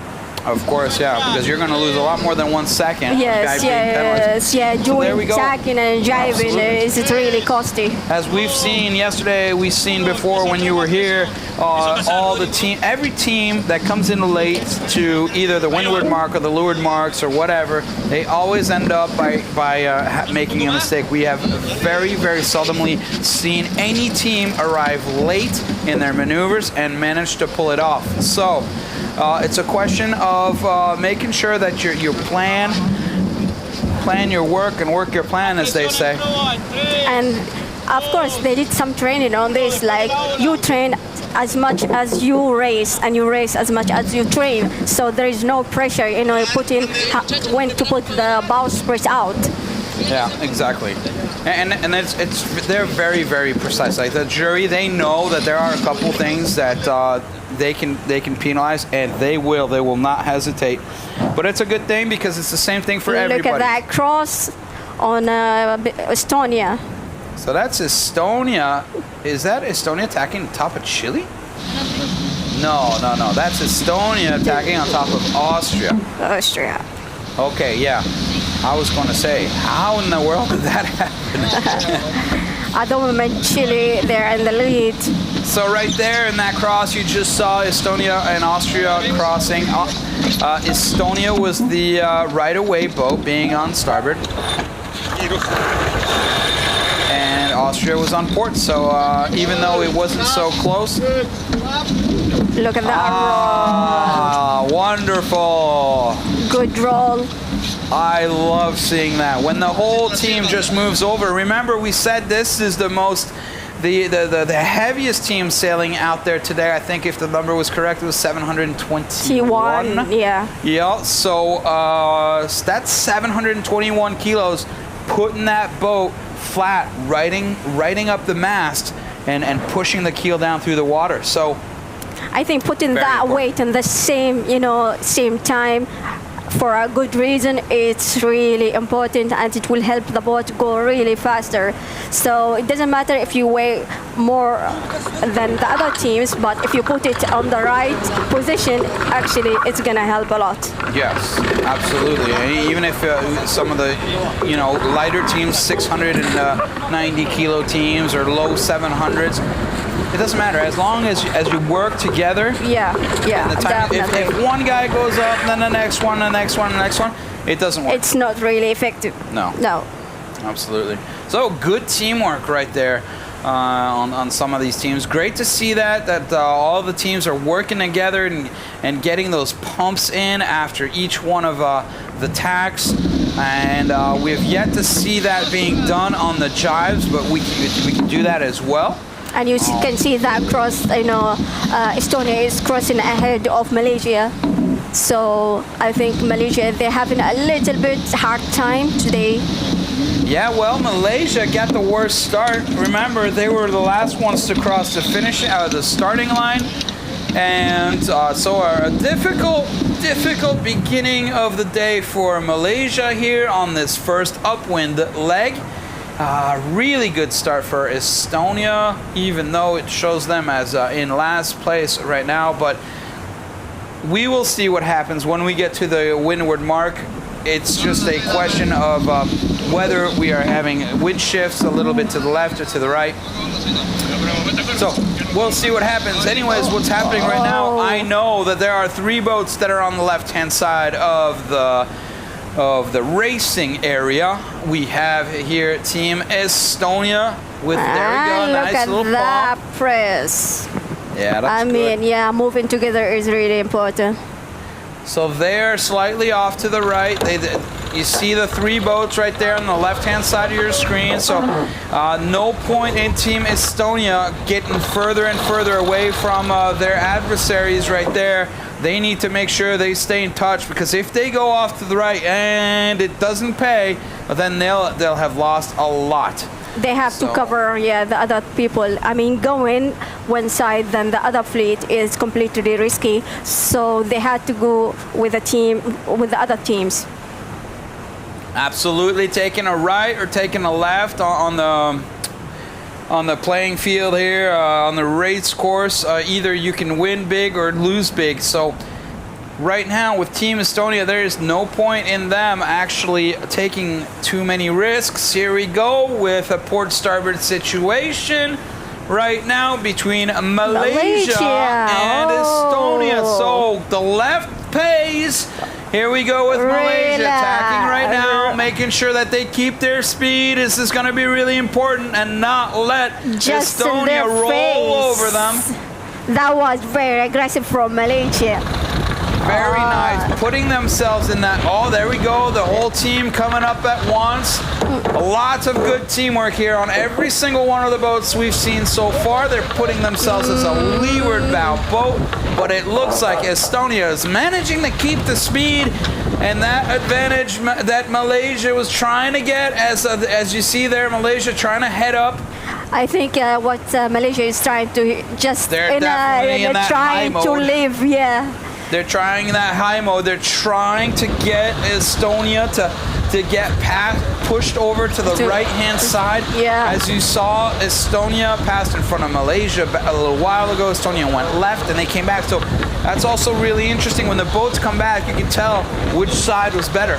So right now, Malaysia trying to go into the high mode and push Estonia off to the right-hand side. And let me remember you guys here. They're not sailing definitely VMG, because they're fighting together, so they're trying to push Estonia to go to the right side. Exactly. So they're actually sailing slower, these 2 boats, which means that Chile off by herself over on the right hand side, she'll just keep on gaining. So that little battle right there between Estonia and Malaysia, that's not going to help them in the big in the big battle against everybody else. So you see there, 95 meters, they've just lost another 10 meters to Chile. Chile is now coming up. They're 185 meters away from the windward mark. Chile making some good decisions, sailing smart, not getting too far away. That's an amazing not having photo. any little battles. 107 meters now lead for Chile.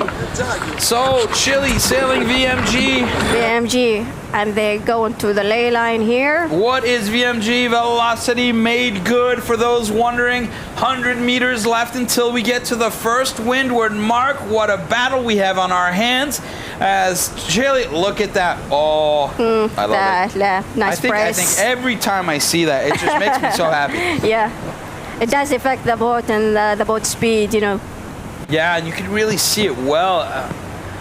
And here's now look, the last tag. Look, you see how they're all going to the left-hand side of the boat right there? So they're all on the leeward side. Hold, and then they'll wait until the whole boat, all of the sails are good, and then they'll flatten it out. But right now, they got to be concentrating here on the dog leg and going off to that yellow buoy. So that's the windward buoy they just passed. And now they'll be going to the offset mark. They are on a beam reach right now. Is that Malaysian second? That's Malaysia in the back. Yeah. I think it is. Well done. Well they don't touch the buoy. All right, we're on board with Chile. They're arriving at the offset mark. Let's listen in as Chile hoists their spinnaker for the first time today. Go, go, go, go. Oh, one of them has lost the handles right there, but it's a good hoist. It's a really good hoist. All right, good hoist and a good drop. You just saw right there one of the grinders just lose his handle. That's not a big deal. They were all the way at the top. Now let's take a look at what's happening here in the back. And that's a hoist for the Malaysian team. Looks like a good fast hoist. They're still missing a couple centimeters to get to the top. A good drop. And Estonia right there in the back. So Estonia, they got the best lead. They caused havoc on the starting line, but they're third at the windward mark. The spinnaker is still not flying good on Estonia, like still not flying.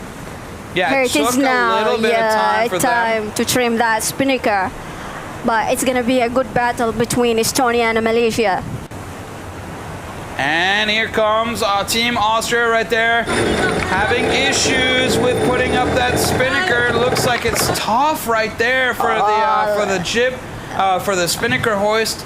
I don't understand why it's so hard. It shouldn't be that hard to hoist a spinnaker. Yes, I mean, it's not an easy job, but it looks like they were really struggling. Got a lot of lines on the floor here.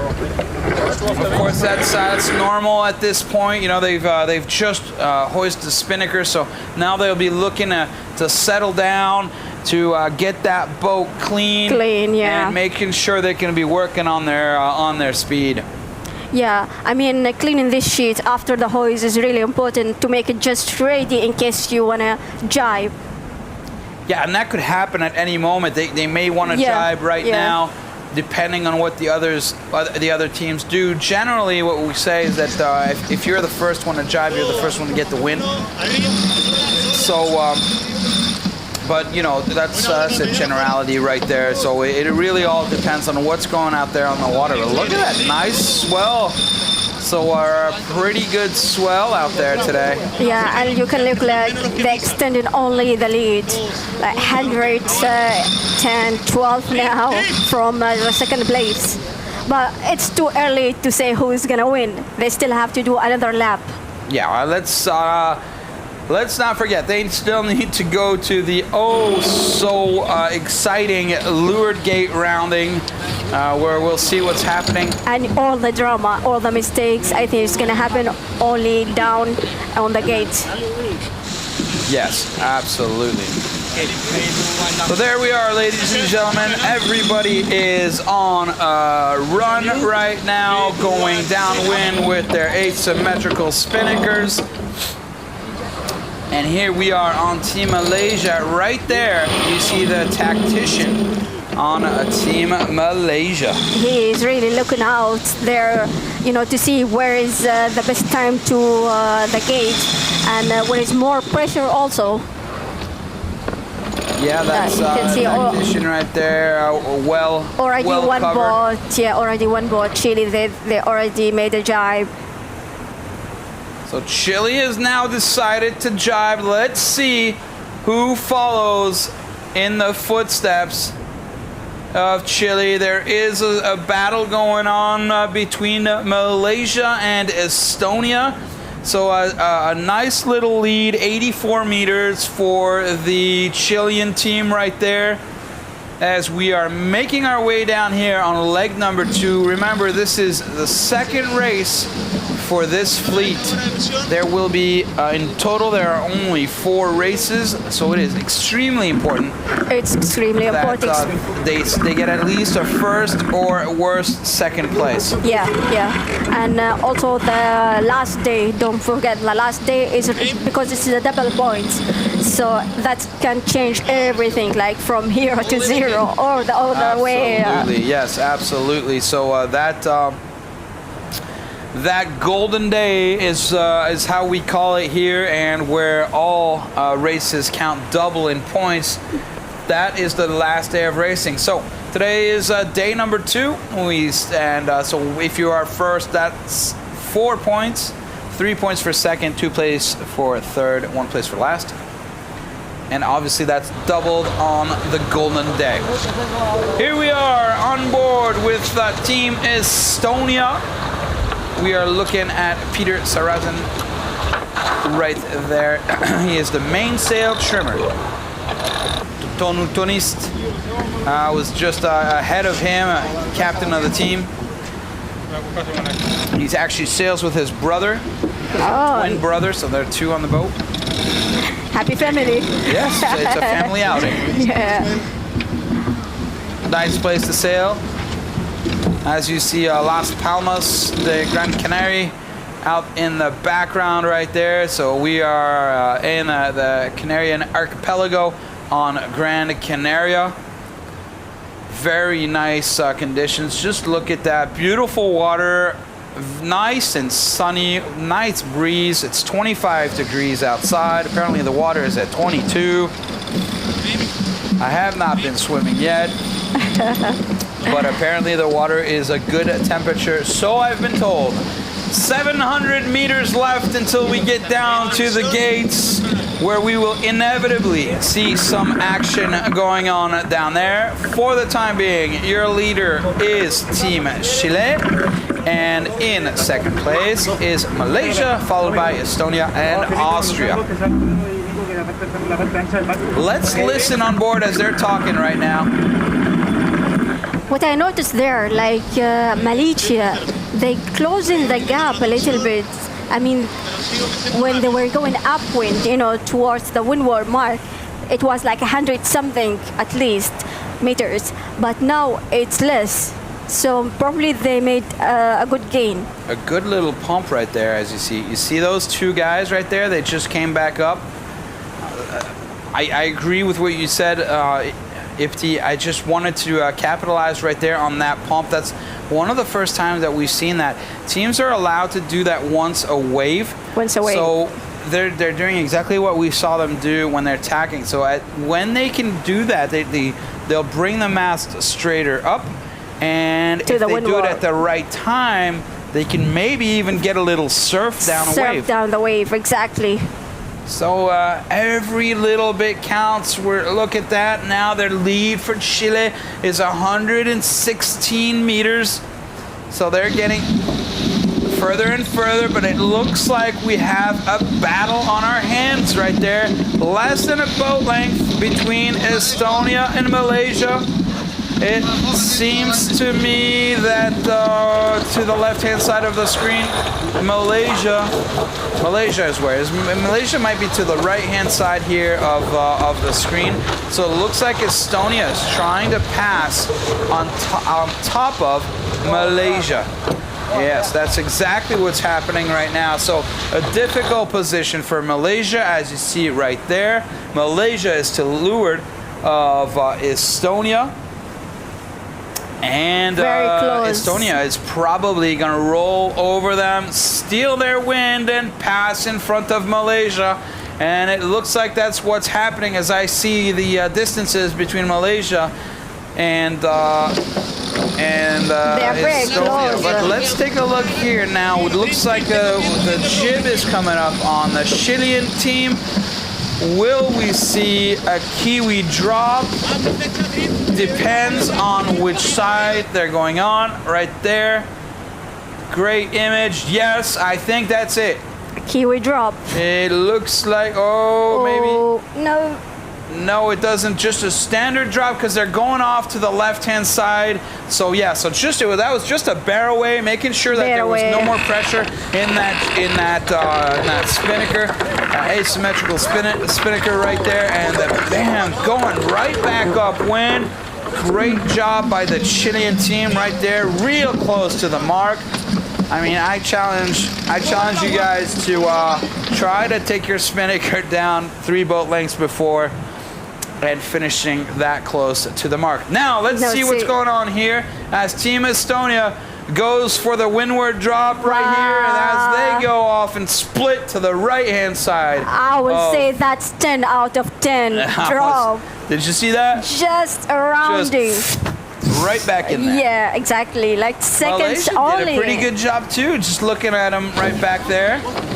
But they lost their speed. So, a little bit early on the drop, but that's a good thing. That's a good thing. It's much better to lose a little bit of speed as you are early than to make a big mistake and then to go further down. And you can notice now, like, because the wind is dropping a little bit as it's showing, so everyone in the leeward side just making sure their body is and the positioning is the same and in the right time. At the right time, exactly. And the last one we just saw in the background, Austria, taking down their spinnaker, looking like they're not having too much of an issue either. So a good drop for all of these. This is probably the first fleet that we've seen everybody go around without any issues. Great to see on the tracker right here. We can see the trajectories of the boats. Really gives you a good idea on how they bear away in order to be able to take that spinnaker down, and that will take the pressure off of that spinnaker and allow for the rest of the crew to work. So that's something that the tactician needs to take into account. Not only the tactician, actually, also the helmsman. He can decide if he want to make it hard for the bowman or, go really slow. And we can see, like Malaysia, they did an early drop, but finally it was good drop for them. I mean, maybe they lost a little bit of speed, but at the end it was, a good rounding. Yeah, but we've seen it over and over again. For example, in the last round, we had teams that dropped early following a boat that was dropping late, and that late boat allowed for the team that was behind to pass them. So yes, it depends on the situation. But as we said, every time we see teams drop late, there is some sort of issue and problem with whether it be the jib or their spinnakers or whatever it is. So here we are, leg 3. This is the second upwind leg, and we have Chile still in the lead. Chile went around first at the windward mark. They got down to the leeward gates first, and they are still first, ladies and gentlemen. These are your leaders right there, sailing on bow number 6. Team Chile. Team Chile. I think they're going for a tack. Yes, that's tacking. Let's see how they do it. Oh, look at how clean that was right there. And a press. Getting that big Genoa, the biggest forward sail that they have on those boats is what they're sailing with right now. And moving as like a one body is really important for the boat speed. Yes, and they did a great job. They did a great job on that. Because that's a really big sail. There you see the mainsail trimmer, the jib trimmer right there, making sure that he's got the right shape. See, he's releasing it a little bit because he wants that air to be able to escape the backside of that sail. That's really, really important. If you close the back of the sail too much, it'll push wind into the mainsail and it'll disrupt the flow. So it's centimeters, that they're talking about. Now remember, these boats, we said earlier in the last race, they weigh 3.5 tons. Very light. They're full carbon boats, so everything is carbon on them.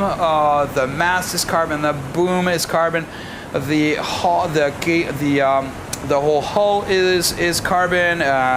Everything is carbon. I would say this boat really reacting really fast. So whatever you do, it will happen really quickly. So this morning I was down on the dock and I was speaking to Balint and GP, and these two guys are the specialists here on our team in setting up the boats and the tension in the mast and stuff. And they were doing a little bit of work on one of the boats. And we were talking about the mast, and we were saying it's just so amazing how the mast in the sort of the fore and aft directions, they're very, very strong, very, very stiff.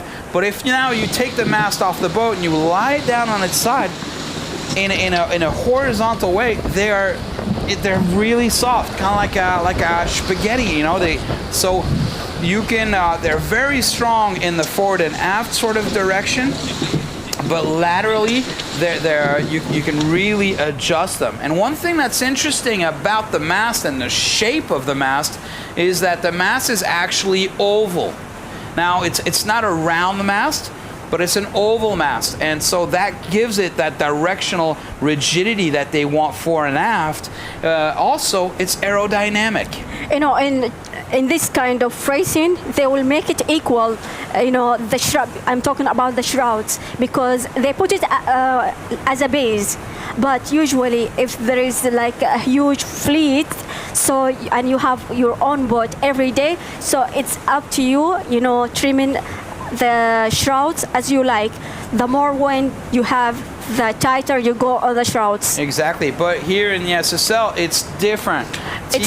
Teams are not allowed to touch any of the settings on the boat other than your regular running rigging. They want to make it fair for everyone. Not allowed to touch the standing rigging. So only running rigging. So what that means is that basically all the boats are set up exactly the same.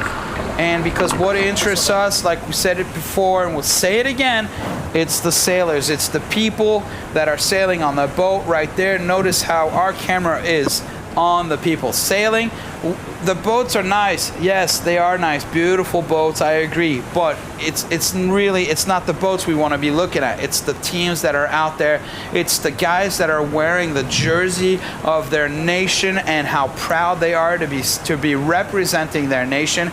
I can tell you I've seen many sailors here when they are presented with tears in their eyes, even crossing the finishing line. It's up to the people. Proud. It's the people inside the boat who is sailing the boat and make it go to the right direction. I mean, you get the fuel. The fuel is the wind. The wind. Everyone got it, fair. Like all the boats have the same wind. Only if you have like the ships, but at the end, it's up to you as a helm. Like, where do you want to go? How you want to point it? Yeah, the whole teamwork. I mean, there are 9 people on these boats. They can be up to 10, so they can decide whether they want to be 8, 9, or 10. Yeah. Gets a little crowded already at 9. At 10, it gets really difficult. Difficult, yeah. A little bit too much people inside the boat. But again, it's the weight and where you want to position yourself inside the boat. Yeah, they have a weight limit on the boats, and so they can't pass that weight limit. which is at 700, I think 25 kilos is the weight limit that they can do, or perhaps 730. I'll get those exact numbers from you. But in any case, they're trying to be as close as they can to it. But sometimes some of the teams decide to go way under because they prefer to have a little bit more room to move around. It's really a question of the team captain and the strategy of the team deciding on what they want to do. But let's get back to racing. That was an interesting conversation about the boat, about the mast, about how really it's not about the boats. It's about the people inside the boat. About the people. About it. So 290 meters left until we get to the top mark for the second time here on this leg number 3. We will have one more hoist for all teams, and then it'll be a downwind run. And downwind run to the finish. So right now we are on board with our leaders right here, Team Chile, who are getting closer and closer to the top, and it looks like also their lead is diminishing as we see it right now. So perhaps there are definitely some shifts going on out there on the race course. Oh, what a nice picture right there. To the right-hand side of your screen, that looks like it is the offset mark. Otherwise, they would have already attacked. Yeah. So that we're about to see attack here on Team Chile. Look at that. Let's listen in as they go in for their last tack here on this windward beat. Let's watch their tagging. Let's listen in.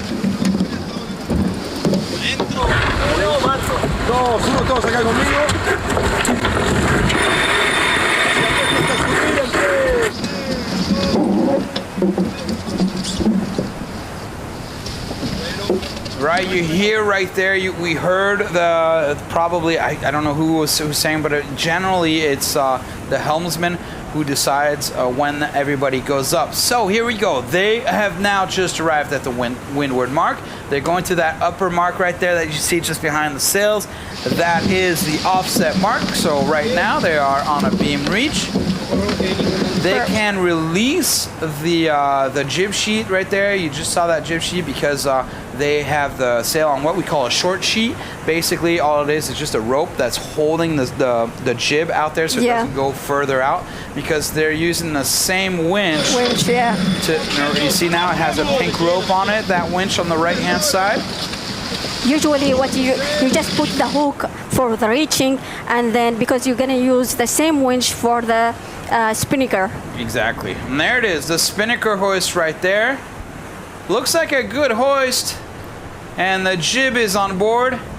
Now, if that jib touches the water, it's not a big deal, because that jib is attached the whole way along in the front. So there's no way it can fill up with water. Of course, you want it on board. And it's a last, drop for the jib. They're not going to hoist it again, so probably all good. Yep, so now here we go with team number 2. So that's Estonia right there with the hoist. Looks like a clean hoist on Team Estonia, and a good drop for them as well. Good. So good, all good on Team Estonia. 38 seconds behind. And I am really surprised. They are ahead of Malaysia. On the first round, it was completely different. They're going for a jibe here. Yes, actually, they were behind Malaysia. Remember, they were the third boat to go around the windward mark on the first lap around, and now they've managed to gain a spot. Not only gain a spot, but gain a significant advantage. Yeah. So here comes Malaysia right now in third place, getting to the windward mark. They're about to bear away and go off to that mark you see over there on the left-hand side. That's the offset. I'm expecting these guys to do a jibe set. The wind has shifted, like you see the think other. so? Yeah, I think so. You think they're going in for a sambuca?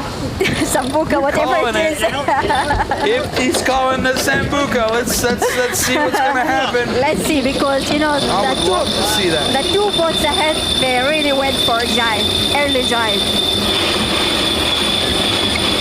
No, it's normal. No. Normal. Looks like a normal set. Right there. And then drop the jib. Come on, what's happening with the jib? Jib down. Jib down. Why is the jib? There we go. So no problems, but slow on getting that jib down. But the spinnaker was full, so they were moving. So okay, not too bad. A little bit, somebody forgot that the jib had to come down, or perhaps there was a little kink, but it didn't look like they had any issues. No, they didn't have an issue, and the surprising thing, they kept going on the same jibe. Well, the other 2 boats still, Estonia. It looks like Estonia kept going. Yeah. Has put in a second jibe right there. Okay, Chile back out in front with another 100-meter lead. So yeah, that's exactly it. Estonia is going back to the left-hand side of the race course. Chile here is decided to go off onto the right. Yeah, tactically speaking, I would go over that way as well. Try to stay between your opponents and the finishing line. Not let them go away.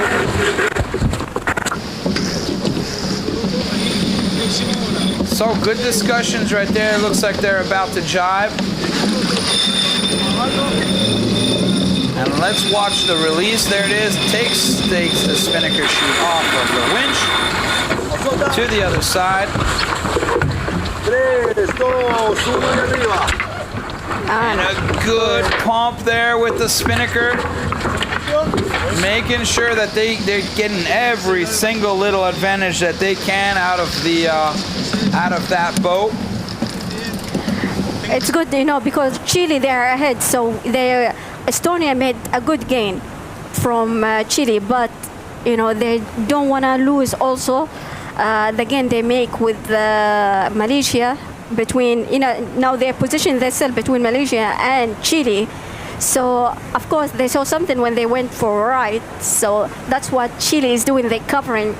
So just in case there is any change, if there is any shift, they need to go the same. So what they're doing now, they're just covering. Yeah, making sure they're between their opponents and the finishing line. If you can do that, then generally you'll stay out in front. So they're playing the smart game right now. They're not taking any risks. They're just following their opponents. Sort of the issue with that is that you sort of have a tendency to not be wanting to. You're not taking any risks, and sometimes when you don't take risks, you fall behind. But right now they have a healthy lead, 189 meters lead. A nice little. They did the same thing you saw there on the Estonian boat. It was a little bit smoother, a little bit more relaxed pump coming out of there. Get Chile right there.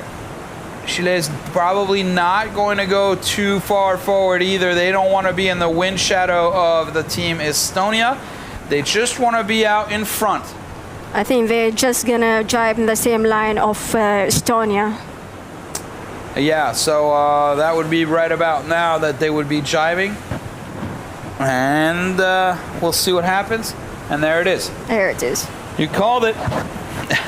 You called it. Good job. There you see Estonia right in the back. I see a nice little pump here. You know, just making sure like you're not doing anything different than the boat, you know, behind you. Yeah, so right now Estonia cannot cast a wind shadow here on Team Chile, who is out in front.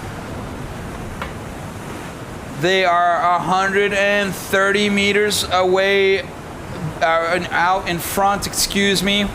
So we have now been racing for 41 minutes and 50 seconds. We are getting closer and closer to the finishing line.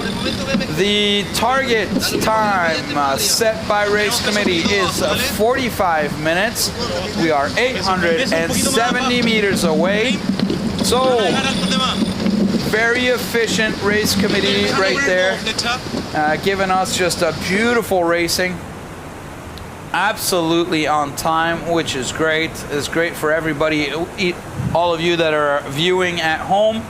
So we have had no delays so far, and no significant delays, at least so far. So here we are, 750 meters left. Team Chile, I think perhaps they may lay the finishing line right now. But even if they don't, it's not too much of a problem. They still have 100 meters lead. So they've gone down from 200 to 100 meters lead. They are still out in front. Perhaps there's a little bit more pressure coming in from the back. So we're seeing Estonia coming back here on the Chilean boat. And now we see Chile now has found some pressure again. It looks like they're luffing a little bit in order to get some more speed. So putting back a couple meters in it, that's they just put another 20 meters back into it. So it's a difference between high and low modes on both those boats is what making that difference. And there it is. That's the finishing line right there. And it's good to match the boat behind you, because if the Estonia boat tried to luff up, so they had to, do some protection here. So they need to match their angle also. You can see that it's both of the two boats in the same line. Yep, right there. They're just sailing one behind the other. Only a couple of meters until the finish. This is really good. We are getting really close. 470 meters until we get down to the finishing line right now. It looks like Chile is out in front. They will be able to stay out in front. Looks like they're not really worried. They're still looking behind them to make sure that the Estonians stay behind. So a good comeback from Team Estonia that was sailing. That was actually Malaysia was out in front of them. Malaysia, we saw Malaysia win yesterday. Looks like Malaysia is now in third place today. So a whole bunch of changes going on here in this field right here. A tough group to sail in, but I can see smiles on the faces of the Chileans as we are 300 meters away from the finishing line, and their first win that they will put on the scoreboard here in the second round, the 16th of the finals. Let's see the finish 45 minutes and 15 seconds right now have gone by. We are about 200 meters away. Here is Team Chile on bow number 6, about to cross the finishing line. Looks like they have no issues with Team Estonia. Perhaps one more jibe for Team Chile. One more moment where potentially something could happen. There's no reason it should. They've been doing a great job so far. Here we go, the last jibe, and it's a clean jibe for Team Chile. And are we going to see a little pump out of it? I think it's clean. They've got enough trim. Let's make sure we kept that pressure in that spinnaker. Yeah. There it is, a little pump, a little bit of a pump. That pump can be done at any time. Look at that swell right there. Just if you time it just right, you can get a good surf down those waves. So nice little swells right there. That's probably also why we saw such differences in distance. And there we are, and that's Yoik on top of the race committee boat. And that is a win for Team Chile. Well said. 4 points on the leaderboard. Well said, well said.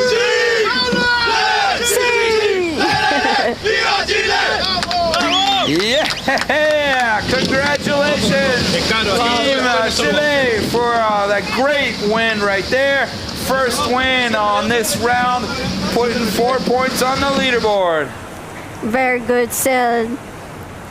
And here comes the Estonians. Estonians are now in second place, so them too putting 3 points onto the leaderboard.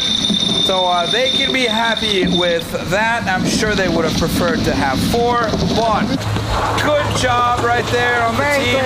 No big celebration for them right here. Just concentration, getting the boat back to the shore team.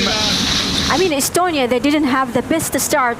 They had to, wait a little bit. They were going in the second row in the start, but even though they didn't give up, I mean, that sailing upwind and downwind, it tells you everything. They did. They had a very good start. So I know sometimes I tell my sailors, I tell them, well, it's not because you get a good start that you will win, but it's sure if you don't get a good start, you'll never be able to win. So that's what happened right there. They got the best start and they didn't necessarily win. And we see here Team Malaysia managed really to come back because they left last off the finishing line. So good job Malaysia coming back from that difficult start right there where they were the last ones to cross the starting line. And right now it looks as though they're in third position. So here comes the shore crew. They are going to hop back onto the boats as we watch here the Austrian boat, which is about to cross the finishing line.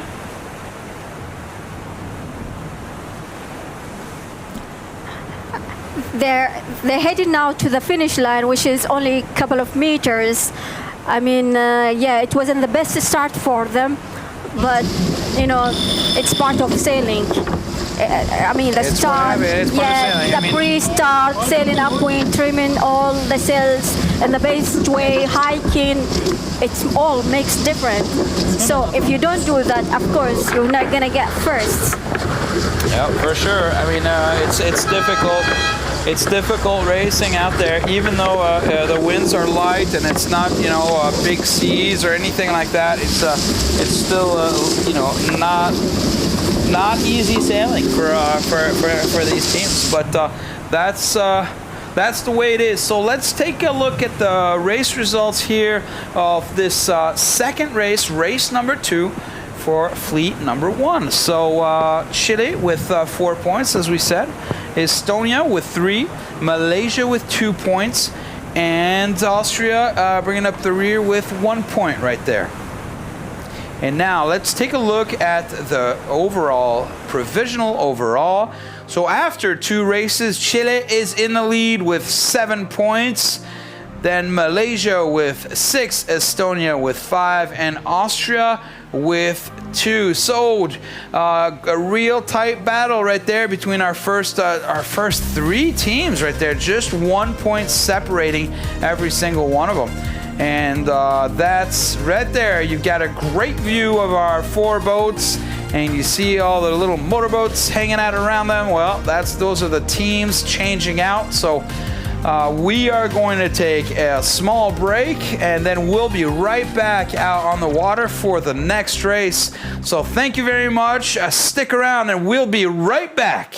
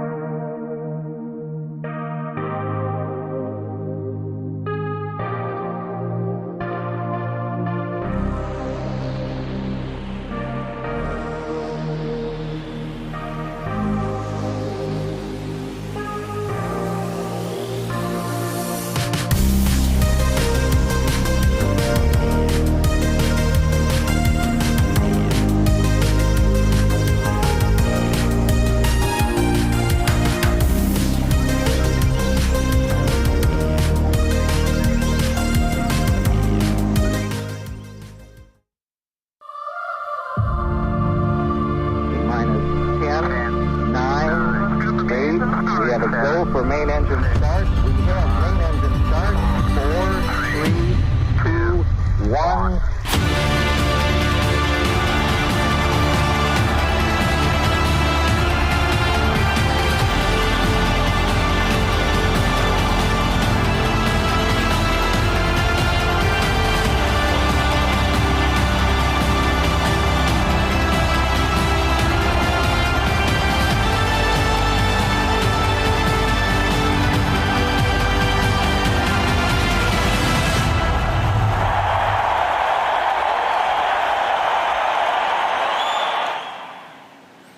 Hello and welcome back, everybody. We are here for the third race of the day. We have with me captain of Team Canada, Rob Henning. Rob, welcome. Thank you. Nice to be here. Very good. I'm glad you're here, and I'm excited to get some of the information and insights to that situation that we saw out there on the water, and your general, the general way you feel about this whole SSL concept. But before we get into all of that, let's take a look here at the different fleets that will be racing. So on top left-hand side of your screen, we have Team Finland. They call themselves Northern Magic. They are SSL ranked number 26, weighing in at 713 kilos. We have the captain of the team, Oskari Muhonen. To the right of that, we have Team Hungary, the Shamans, SSL ranked number 13, weighing in at 727 kilos. Captain of that team is Zambor Berec. Bottom left-hand side of your screen, Team Tahiti, the Black Pearl, SSL ranked number 70, and team weight 725 kilos on that team. The captain of the team is number 10, Teva Plichard. On the bottom right-hand side, our last team, fourth, certainly last but definitely not least, Team Bermuda, the Privateers, SSL ranked number 49, weighing in at 715 kilos. Captain of the team is number 10, Rockall Evans. And that is it for our fleets right now. Let's take a look and listen in to the team's national anthem.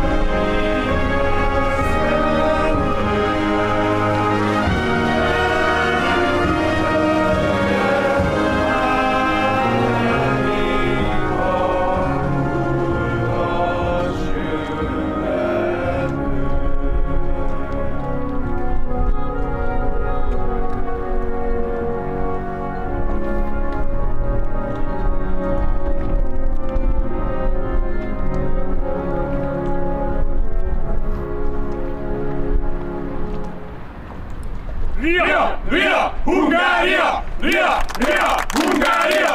Via! Via!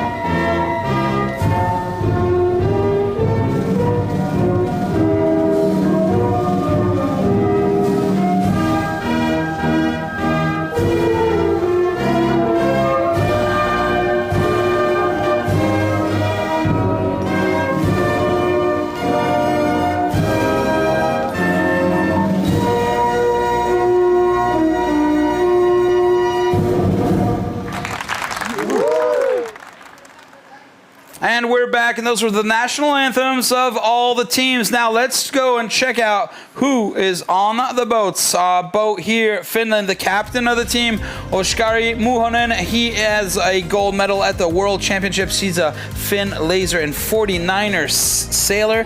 We have Thomas Johansson, 3 times Olympics. He's been 3 times to the Olympic and has some Olympic experience. And we also have Mikaela Wolf. She is an Olympian. She has a bronze medal in the 49er class. So those are for the top sailors of the Finnish team. Our next team up is Team Hungary, where team captain is Zsombor Berec. He has a silver medal in the Olympic Games in the Finn class. As on the helm, we have a world champion in the FD class, Zabolk Matjeni. And those are our top sailors for there. We have another couple that have won a world championship bronze medals on that boat, but we're trying to go through this relatively quickly so we can get back out onto the water. Here we go with Team Tahiti. We have at the helm Teva Plichard, who has won continental championships gold, has been to many big events. Tactician Taiki Hashesh that we saw here yesterday, that came and said hello to everybody. So those are for some of the top sailors right there. We have World Championship silver medals as well on that Tahitian boat. And on to Bermuda, where we have the captain, Ruckle Evans, right there. That's you see on the boat as the mainsail trimmer, and in the pit we have Emily Nagel. She has won a world championship in match racing, as well as Jessie Kirkland, who has a silver medal in the world champion in the 49er class. We have 1 minute left before the start here, as everybody is getting themselves lined up. So we see everybody very close to the starting line, something that we haven't seen so far. Most boats were quite far away. Now it'll be very interesting to see time on distance here, as we see that Finland is quite far off to the left. It looks like they are much too early and will have to tack coming in on a port tack. We see here the boat in the middle right there. Looks like the Hungarian boat right there, which is luffing Bermuda. Bermuda has come to a complete stop. There's 10 seconds left into it. Bermuda needs to bear away and get some speed. It looks like we have 3 boats on the line. We are missing 1 boat. There comes the Finnish boat. He's on a port tack. What is he going to do? He's got much more speed than everybody else. He will have to pass behind the other boats. And there is the start. So a slow start for our 3 starboard boats. Looks like Bermuda is not able to get off the line, as we see Finland just cruising back behind everybody. Looks like there's a situation right there between the 2 boats. Uh-oh, they're getting very, very close. Tahiti right there. Very close. Are we going to see some flags? Oh, perhaps there is a flag right there for against Tahiti. We will see what's happening. Let's take a look in the back. Could this be a penalty? Let's take a look at the little motorboat that's in the back right there. That is the jury. So there could also potentially be points being lost here, as a dangerous situation. I heard a whistle, so a decision was made. A decision was made. I'm not sure what that decision was. We see now Tahiti. Oh, Tahiti putting a fake tack in. They're putting in a fake tack, and that made Hungary go. So Tahiti right there with a very interesting move to make sure that they could get off the line. So wow, all sorts of action right there. Rob, this is crazy. This is going off. We've seen a first, probably our first port side start there for. I think what happened was Finland probably realized they were down speed and they needed to bail out on their plan. They weren't going to make the pin, so they went out. They actually had speed at the start on port, as you could see, and the Tahitian boat probably was a little low of the pin ley line, and when they came up, they were kind of head to wind, and Hungary, though low speed, came down, and that's where they got into a bit of a luff there. I'm not sure what the jury decision was on that. Maybe it was all clear. I don't think there was any contact, but then the dummy tack by Tahiti, because I guess they wanted to have a clear lane out to the left. That's where they've probably been working a lot this week. So that's what a move. The dummy tack. Fake the tack right there just to get your opponent to go to the other side. So obviously they lost some speed while in doing that. And but interesting, faking out the opposition. Yeah, I think Hungary maybe feels a bit of grief, but I think to me it looks probably all clear, and Hungary probably, if they wanted left, would have maybe just kept going anyways. But maybe they felt Wright's been paying a little bit more on the course lately, and Tahiti probably likes the left a bit as a favorite side for them. Yeah, so we have seen Tahiti going off on the left-hand side quite a bit. However, you know, I was speaking with Hashesh, which is the tactician on his team, and he was basically telling me that, listen, we're just working the shifts.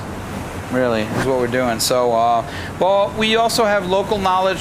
Some of the guys that from around here told me that the further you go left, the more you get a left shift, and same thing going off on the right. So, hitting the outsides of the boundary layers of seems to be like a good idea, as opposed to staying in the middle, where we generally, if you stay in the middle, you're going to be taking less risk. Apparently, going off to to the outsides is well, I think in a smaller fleet, it's you have a little bit chance to take some gambles. And yesterday, I think we were probably a little too comfortable in front, and we played it up the middle, and we defended against the second place boat, and Lithuania sent it out right. And so that's I think today we got a right shift on our second beat, and it worked out. I think in a dying breeze, I wouldn't worry so much about the shifts as the wind, and I think maybe that's what these boats are thinking, heading out to the right now, hoping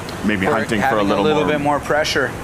Yeah, we've seen that as well, a little bit more pressure. As the day goes on, we've seen the wind shift over to the right-hand side and also have a little bit more pressure. So it's really, really difficult tactical decisions are made out there, and everyone sort of has their own way, and we were talking about this with Ibtisam, who sails on Oman, and she was in here just before you, and we were really talking about all these different modes that all these teams can do, and whether you be sailing VMG or sort of a low mode to get off the start, or a high mode when you want to sort of luff a boat. I saw yesterday, Team Canada, you guys made a real aggressive luff.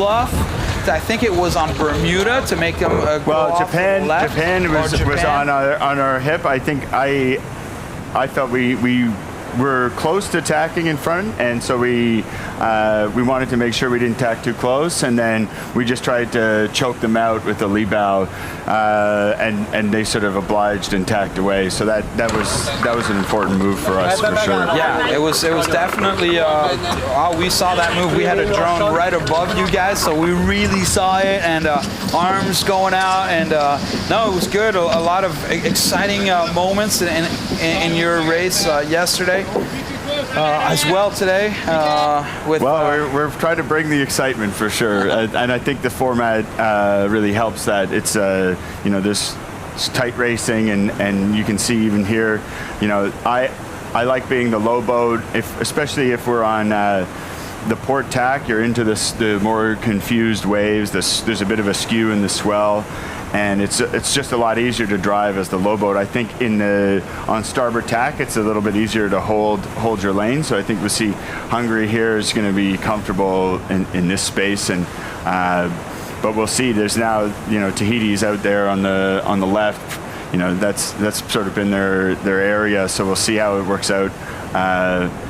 Towards the top, but on Absolutely. Port, it's tough on port. It's totally different than on starboard. Yeah, I saw that from the onboards. It was looking like you were almost surfing. Oh, look, Finland right there, coming back and placing themselves in a very powerful position, trying to cast a wind shadow right there over Bermuda, and getting out in front of Hungary. So very tight sailing here for these three boats.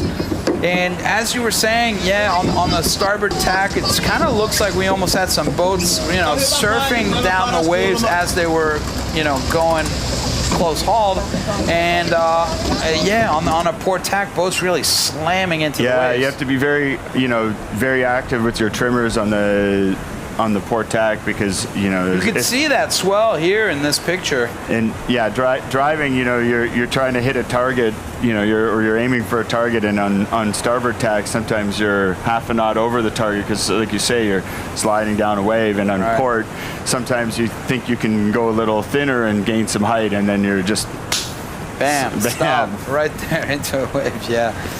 Yeah, I mean, and these are pretty light boats, right? I mean, 3.5 tons for these boats.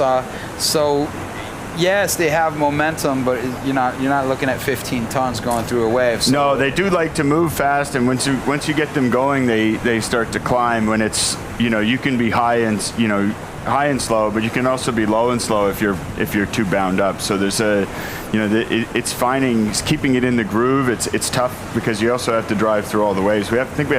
Is Tahiti going to have to? Tack. Yeah, something's going on here with Tahiti. Port Tahiti starboard. coming in on a port tack. looking like they're joined back up. So there's nothing in it right here. So this is the closest racing we've seen so far. Tahiti went off onto the left. They had a difficult start where they didn't really have any speed off of there. It looked like there was some sort of a situation. Apparently not. Apparently it was all good because they would have had to do a 360. So no real penalties being given on the starting line, but it was that was a hot situation on the starting line right there. Yeah, you certainly feel it, especially as you're coming into the pin. You know, you like to think you can truck over the boat that's heading up, and I think what maybe they felt like they had to go above close hauled after the start. But I think that was all clear. So, yeah. But it's interesting to see how tight it is, and the boat in front was the one that ducked everybody, but had a lot of speed at the start. Look at Finland. That's the boat that was. They were the last ones to cross the finishing line. They were on port because they were a little too early on the line, so they had to come back. But look where they are now. Finland in the lead, currently out in the middle of the pack, putting some pressure out on the other teams right next to them. So for the time being, it looks like they're in the lead, but a 10-meter lead, that's nothing. And it's actually diminishing as we speak. So we'll see what happens as we get up closer and closer to the windward mark. Something that we can say about these teams is right now Tahiti is unbeaten. Tahiti sailed the first round and they won every single one of their races. Yesterday they won their first race. So Tahiti so far has a clean track record. They are unbeaten so far. Will this be the race where we see them fall off that first place? They've sailed so well, though. They've made so few mistakes. You know, they look really good. They get the boat going very well. So I think in the thick of it, I certainly wouldn't be counting them out as close as it's been. I think I might prefer being Hungary's position as they have less time to go back on port. But the Finnish team really looked good there on starboard tack, really in a nice mode, and got the boat rumbling. And a really nice tack right there. That's a slow tack, so slow tack right there in order to try to keep the boat speed up and not turn the helm too fast and slow the boat down. So there's same thing in the back right there. We just saw the boat behind them. Tahiti tacking very slowly, so it looks like we're actually having perhaps a little bit less wind out there. Yeah, you can see that they haven't all started dropping in yet. I think maybe it could be on the left. You can see. I think Hungary might get into a port starboard at the windward mark here. We'll see the swell comes through here, though. It's tough sledding as it gets lighter as well. It's really, you have to. It's hard to keep it pointed upwind because you want to keep the boat powered up, and as the wind starts to drop down, you really want to drive the boat to through the waves. So I'm just gotten a little bit of information, Rob. It looks like Pietro Fantoni from race committee has just told me that the wind is progressively going off to the right. There's still a little bit of pressure in the middle, but it looks like perhaps there are some surprises to come from the right-hand side. So that is information coming from the race committee. Remember, race committee boat is all the way down at the bottom at the beginning. That's on the start boat. So they can see quite a bit, but they can't see as much as the drones can, for example. So good information right there. So apparently a little bit better off to the right-hand side, and perhaps Bermuda that we saw going off to the right-hand side a couple minutes ago.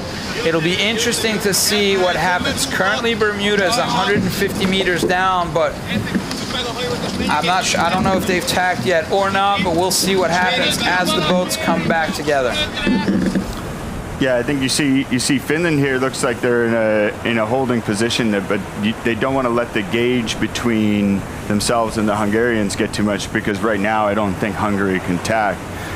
But we can't see the windward mark. If they try to keep that gauge too close and they try to close it too soon, then they'll fall into the lee bow. So I think there we go. That's the big picture now we're seeing. Yeah, I think Finland's just going to try to hold them there because from our angles here, I don't think Hungary can tack when they get to the ley line. I don't think so either. Look, there's 7 meters in it between the two of them. We are at 220 meters from the windward mark, so all the boats are now coming together. Looks like looks like a right-hand shift perhaps going on just as we speak. And here we go. Here's attack team Hungary right now, just putting in attack. So they are now a starboard tack boat, forcing Finland to pass behind as they get towards the ley line here. I'm guessing that they're laying the ley line, otherwise they wouldn't have tacked. Yeah, it looked like from the overhead shot there, I think they're going to be thin, and then you have a little more comfort on starboard tack again, that you can go on that high mode into the mark. On port tack, you can't really squeeze up that high. You want to kind of go low, and I think that's sort of what happened. They managed to squeeze out in front by just going fast BMG mode, and then just giving themselves enough room to be able to get the tack off. Yeah. So there's a lot of things to take into consideration here, not just port and starboard situations, but high mode, low mode, and protecting your position here. As we see Team Hungary being the first boat to get to the windward mark here for this second race of fleet number 2. So this is a third race that we're seeing today. So very interesting. We're on the dog leg right now, and we will be seeing Hungary put up their spinnaker very soon. That is Finland right there, just going around the windward mark. So Finland defending, really, that's all they've been doing so far, is defending their position. Now we're coming in with Bermuda, and for the first time, Tahiti is back behind. So back on with our leaders here. Team Hungary, looks like it was a good spinnaker hoist and a good drop for them on that right there. Let's go take a look right now. Here comes the Finnish boat. So very quick right there. Looks like the spinnaker's up at 1 boat length, 1.5 boat length. The spinnaker's up and jib is dropping. Very, very good hoist and drop for that boat. Here comes Bermuda. Bermuda needs to put on the pressure right now. So they're slowly putting up their spinnaker. Here comes the bowsprit, and up goes the spinnaker. And in less than a boat length, the spinnaker is up and set. So that looks like that was the fastest set of the spinnaker so far that we've seen. Let's take a look at Tahiti. Tahiti, who has won all of their races. First time they're in the back. So that's a really nice set also for Team Tahiti. Good communication on that boat, and you know, they were in the booth and they came and said hello. Number 9 right there, the tactician, he was with us, and you really, you know, he told me, he was like, well, it's actually so much pressure. He didn't sleep not last night, but 2 nights ago. He couldn't sleep because of the pressure that was on him. So actually, this might be a good thing. It might perhaps losing on this one. Well, I mean, I think you can't win them all. It would be incredible if any boat came in this format and actually just ran the table. So I think, you know, they can probably be happy. It's still close, and anything can happen in these conditions, you know. For sure, these dying conditions, these dying wind conditions here are really tough, and the wind gets patchy, and then it's just a question of, you know, are you going to fall into a low pressure zone where you have no wind? I mean, really anything can happen. But remember, guys, all these sailors right here are the best sailers of each one of their nations, and that's how they're on these boats. They've qualified themselves on here, so we have a mix of a big boat, experienced sailors, and also young guys on the team coming up from laser sailors and stuff like that. How about your team? Yeah, I think that was a lot of what we thought we would build our team around was, a mix of, older veterans, some, like myself, coaches, and then we tried to bring in a lot of people, the younger athletes that are coming up and giving them a little bit of an opportunity to sort of see the game in a different way. Of course, we're still trying to fit positions with personnel, but I think a lot of teams have taken that opportunity. So it's not, they're not necessarily all like a 10 or 9 person crew of people that have sailed together for 5 years. Yeah, that's what makes it really difficult is actually, well, yeah, you are forced to take some of these guys. That's part of the rules. Is you need to have you need to choose people from the ranking. We choose a certain amount of people that are skippers and others that are crews, and that's how the team is made up. And then of course experienced guys, because you can't just have laser sailors that have no experience come on. But real good opportunity for the young guys to be able to show what they're made of. Yeah, and I think right here you'll see. I think Finland might have gotten a jump on the jibe on Hungary, and that's probably the 49er experience on Finland with the asymmetrical kites and the angles going downwind. I've sailed with a bunch of these guys in the Finn fleet, but I think we probably all think you're probably speaking about Michaela Wolf. She's a bronze medalist in the Olympic Games in the 49er series, so definitely she's used to these asymmetrical spinnakers. And especially when it's light air, thinking about the strategy a little bit ahead of where your next move, and certainly when it's this light, the turning angles where you're coming out, that it makes a huge difference, and you can see it's we got a real battle at the front right now. Yeah, we definitely have a battle right now. A real difficult position for Hungary as Finland is trying to roll over the top of them, which inevitably will happen as they're stealing their wind. But a good tight battle. It'll be interesting to see what happens as they get down towards the leeward gates. As you know, those leeward gates have brought us a lot of action so far. So real concentration right here as we see them working on the boat. Perhaps you can let the viewers. Well, I can see the Hungarian helmsman is a bit like crouched like I was. I think you just get to see a little bit more of the kite when you're under the mainsail. It's tough on, again, just like going upwind. When you're going out away from the island, you have the sea state, and so you're looking at perhaps something you can explain to the viewers, which I've explained it a couple times. It's a really difficult to be able to explain. Why in the world are they going downwind and with the mainsail in the middle of the boat? Well, I think some teams are pulling it even above the center line, and it's to generate a little more pressure on the rig.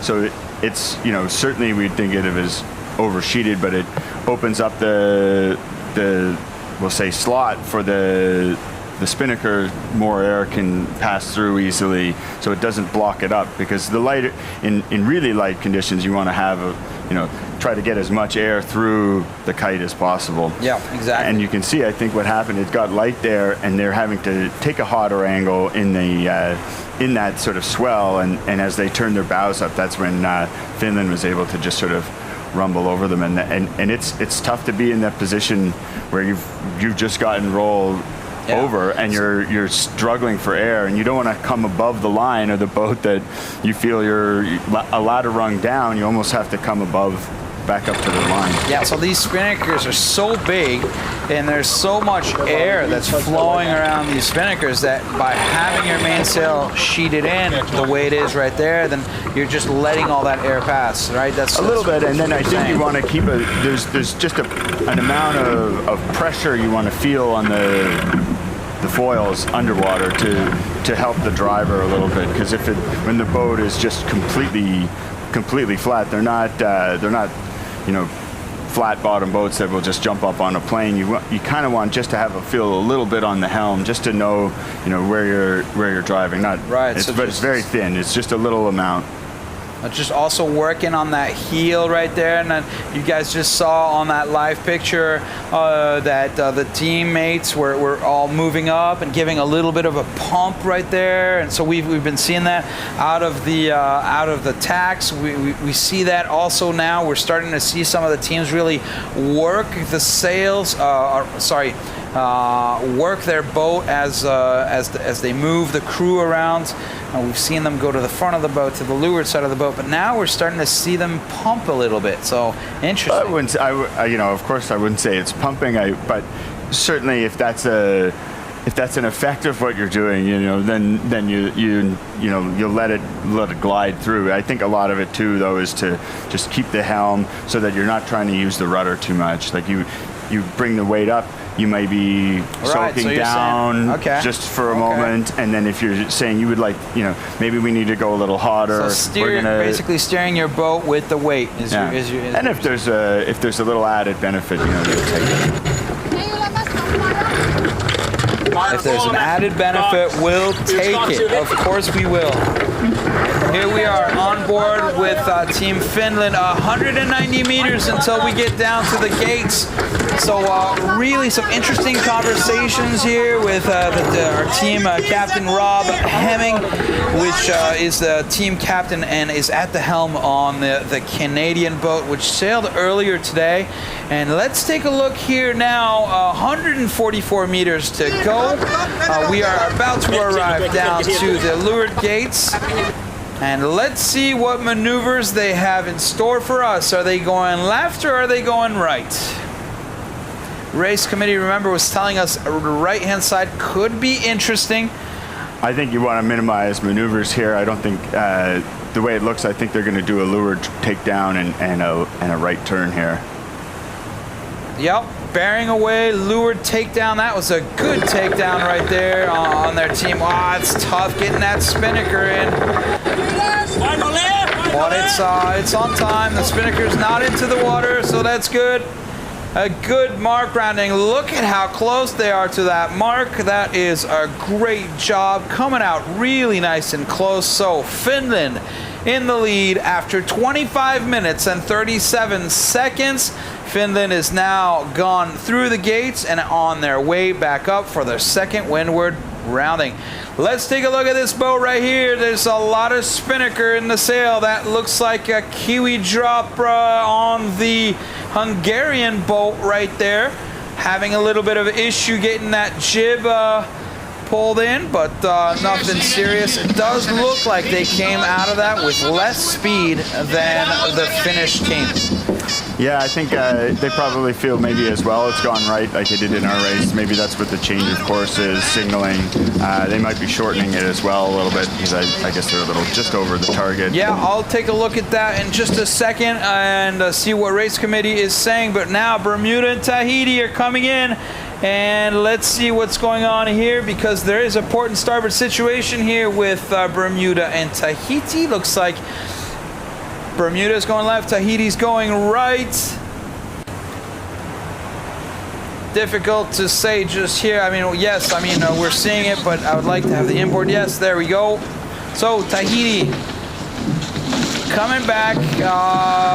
Looks like very, very close between the two boats. So we have a split in the field. Finland has gone off to the left with Bermuda. And Hungary and Tahiti are off onto the right.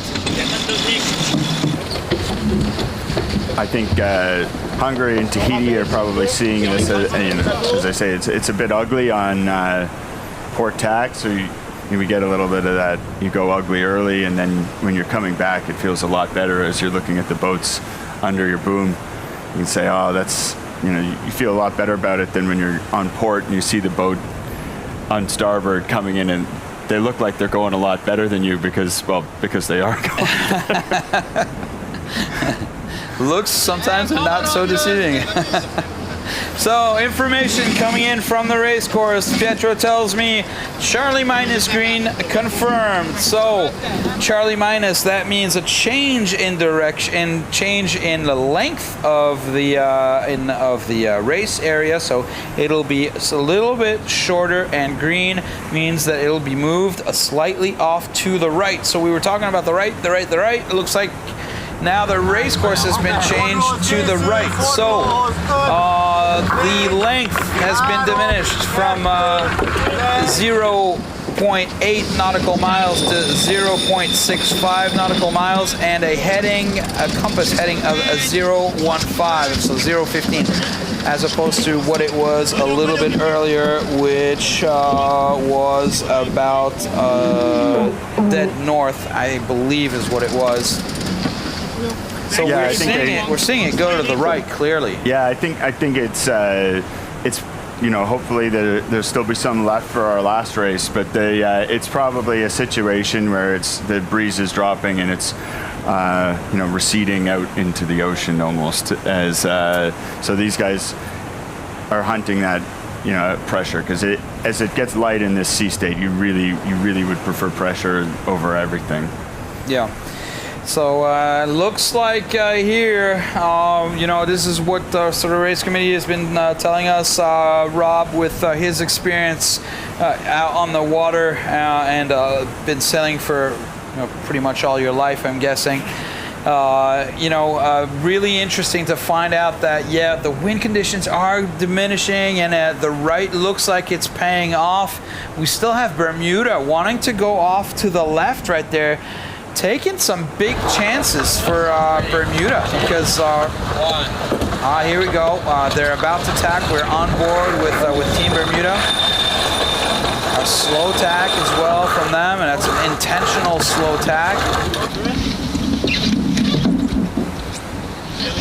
A little pump right now. It just looks really difficult right there on the left-hand side of the race course, but it's they wanted that left-hand side, so perhaps there's a reason for why they went left. Perhaps they saw something the others didn't. One thing is for sure. Oh, look at the concentration right there on the skipper. You can tell when they're like that, just all crumpled up. He's in his zone. This is a nice little move here. I think they're going to get in front here, power up, and perhaps they're going to force, I guess it's Tahiti to tack back. So, attack right there from Hungary over Finland, trying to get lee bow, and it has worked. So a little tacking duel is ensuing between Hungary and Finland right now. We see Finland going off back to the left-hand side. So Hungary keeping the right, Finland off to the left. Hungary was on the left-hand side, is now going all the way to the right. Well, I think they felt they probably gained on the right when they rounded the mark, and they came back and met Finland and probably gained whatever they were behind at the leeward, and said, we're going to protect the right. We're going to so they kind of hurt them with their attack and forced Finland back. So I think if the trend continues, you'll probably see that Hungary is going to be even further. Be out in front. Yeah. So we'll see when Finland wants to tack back. And now it'll be really interesting to take a look at these two boats here, the Hungarian boat and the Finnish boat, as they come back together. That'll give us here in the studio a clear understanding of whether the left or the right is better, because really that's the best way for us to be able to see what's happening. And in the background right there, I believe, is Tahiti behind in your picture right there, as we see the boat on a starboard tack. Here comes a tack for Team Hungary. Yeah, they probably feel now that they're the furthest right boat. They don't need as furthest right. I think they're probably happy with their position. Though they, instead of going right to the ley line and leaving the chance for the Finnish boat, who's maximum leverage with them right now. So now Finland and Hungary both have tacked. They're coming back to together. We'll see what happens. It doesn't look like they are on the ley line currently. And Tahiti is getting a nice lift here. Tahiti is in the middle. We were saying that the middle is just is a dangerous spot, but here we go. Tahiti was in 4th place. They are now in 3rd, and they're coming for the hunt here. Perhaps they may pass out in front of the Finland. There's Hungary and Tahiti right there, and off behind we should be seeing the Finnish boat. So here comes Tahiti. Very close between these two boats. So we were talking about the Hungarian and the Finnish boat to see what was happening out on the water. It is evident, very, very clear.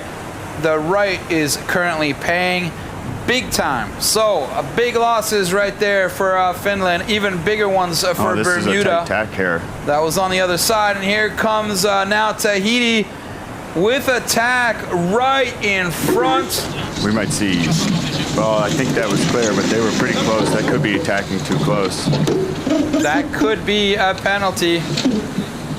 But it looks pretty good now for Tahiti.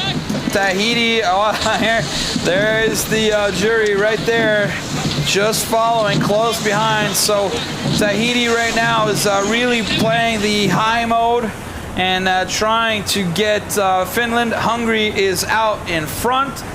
They are 50 meters away from the mark. There it is, that pink mark. So now a lot of things are going to have to happen right here. They are going to have to bear weight and put the spinnaker up.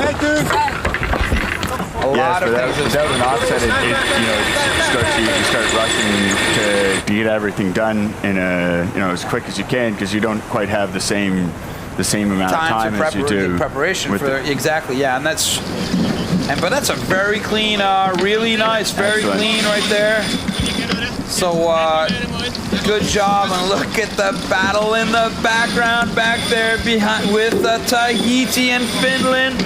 Looks like finally it seems as though it's Tahiti that managed to pass out in front of Finland, so no problems there. Now let's see, can they get a clean hoist?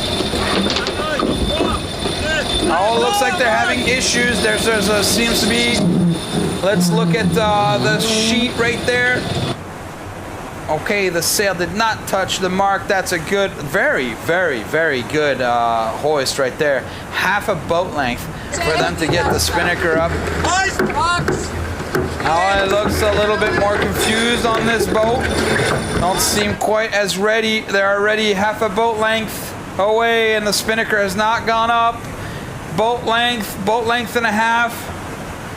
So it's a slow hoist there for Team Finland, which is great for Tahiti. Tahiti is going to be able to get out further. It looks like they haven't yet been able also to fill up that spinnaker. So taking time to get that spinnaker full, and quite a bit slower on that Finnish boat right there. So that's not going to be helping them in catching up to Tahiti. Tahiti is good 54 seconds behind Hungary. So they're making a lead. Tahiti is leading on Finland. But looks like Hungary is too far out in front. Let's take a look here at Bermuda. Bermuda is already putting their spinnaker up. They're about a boat length away right there. Looks like they've done was that a jibe set? Was that a sambuca that we just missed right there? Well, it looks like they've decided it's, right's where the pressure is. Let's get there. No sense waiting. Let's just go see what happens.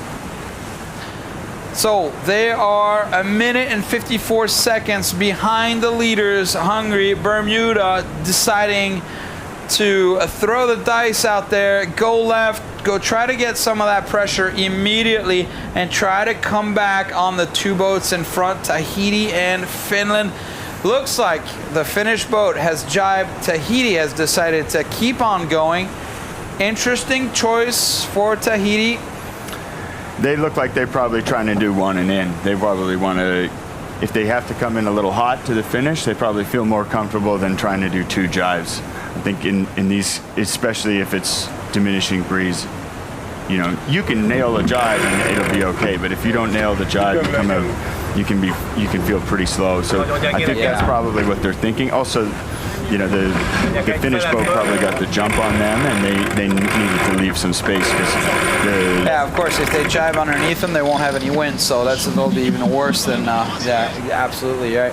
Well, let's see. Let's take a look and see what's going to be happening. The distance, like we said, has gone down, so 0.65 nautical miles. In kilometers, let's say that's about let's say a kilometer. Yeah, it's about a kilometer. That's not a long leg, but when you're sailing with the kite in light air into some swell and it's 28 degrees, it starts to feel all of a sudden that 1 kilometer seems a lot longer. Absolutely. So yeah, look, I think you called it. I mean, Tahiti is they're keeping on going there, off to the right hand side, and we've seen that before. Each time you make a maneuver, you lose about 20 meters. So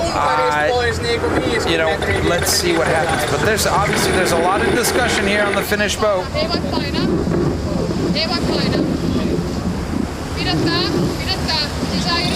Yeah, and I think the Hungarian boat decided to go early just on the premise they didn't want any trouble. They'll come in on starboard. They'll be able to sail this sort of faster angle into the mark at the end with the waves. Because they got run over by Finland in the first. Yeah. They're probably thinking, man, Tahiti's had a lot of comebacks. They've won all the races, but they haven't led at every mark. So they probably looked back and saw them in second place and thought, let's. Yeah, absolutely, and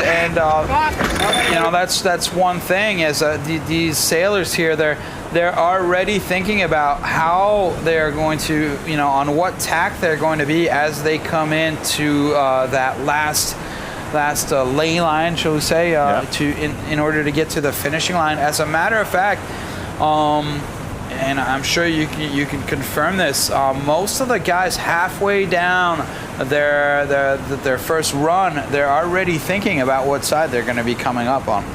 Yeah, I think we sort of had a plan, and then when we came in, we switched it just because we'd moved up so much that instead of being able to go around the right gate, we had to go around the left because we would have just rounded right behind or been inside. The Slovenian boat would have got inside of us. So, that was on our rounding. But in our last downwind, I think we did pretty well just doing what Tahiti did. But if there's more pressure out into the ocean, jive from Tahiti. Yeah, so always not just thinking 1 or 2 moves ahead, but almost thinking a half a leg or a leg ahead to find out what you're gonna do on the next upwind or on the next downwind. So that's what makes this sport so amazing, guys.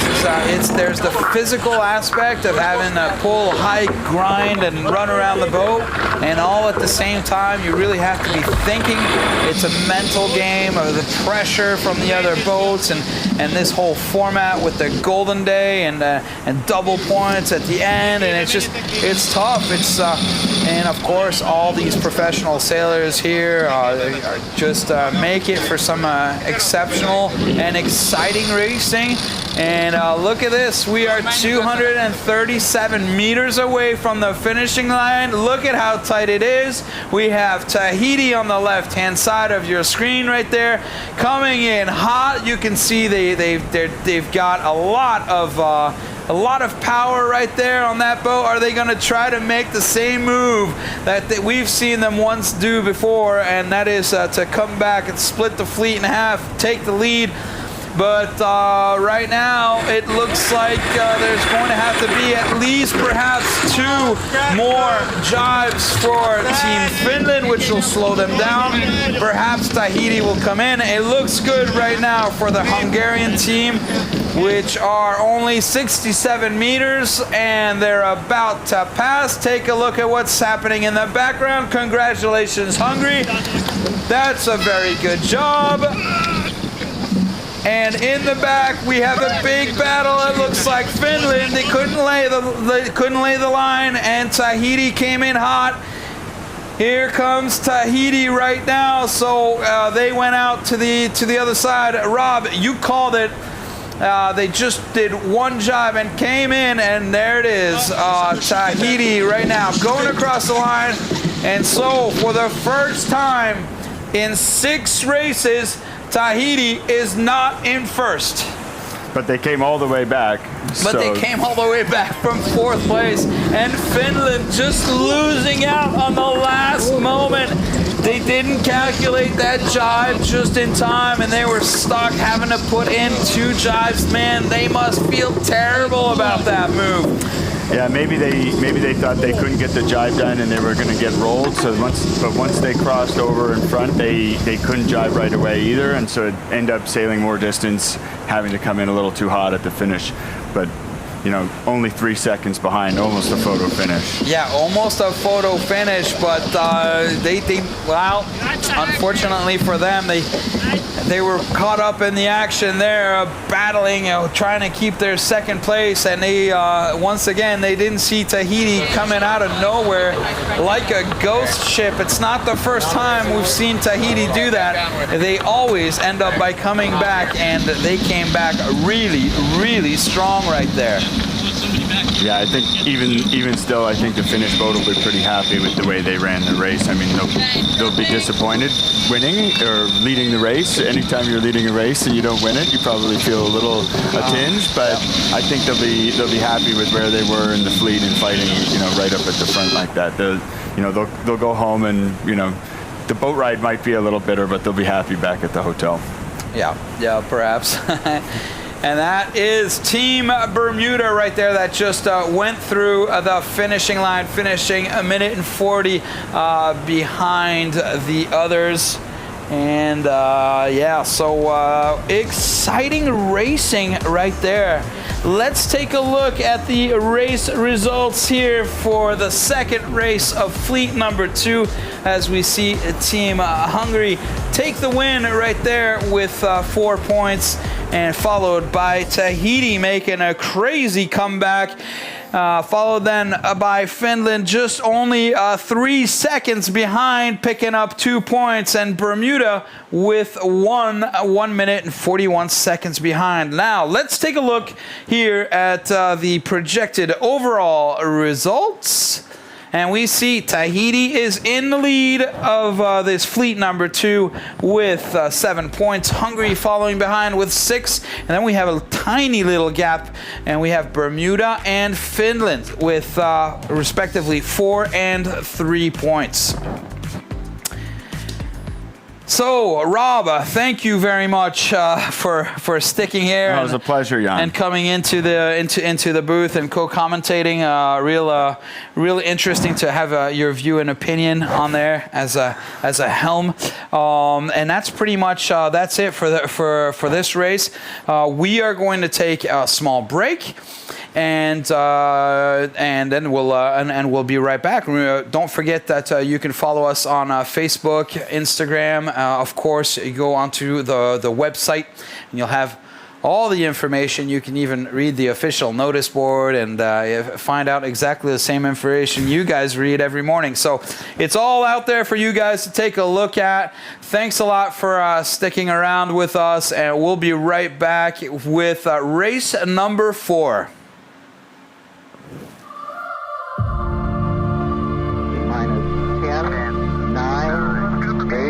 We have a go for main engine start. We have main engine start. 4, 3, 2, 1.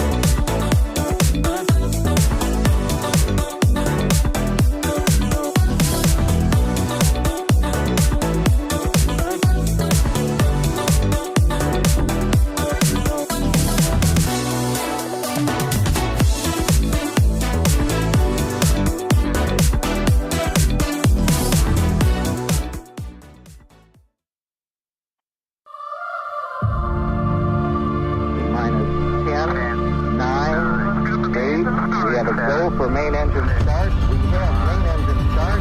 4, 3, 2, 1.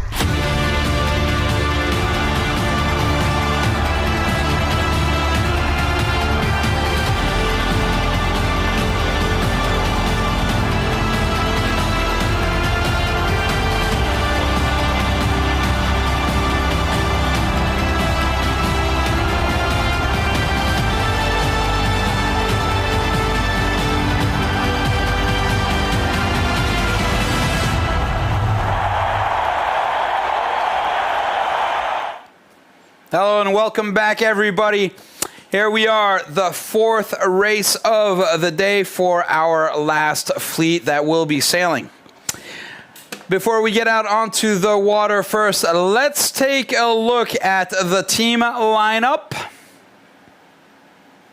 At the teams that will be out there right now. So we have here the team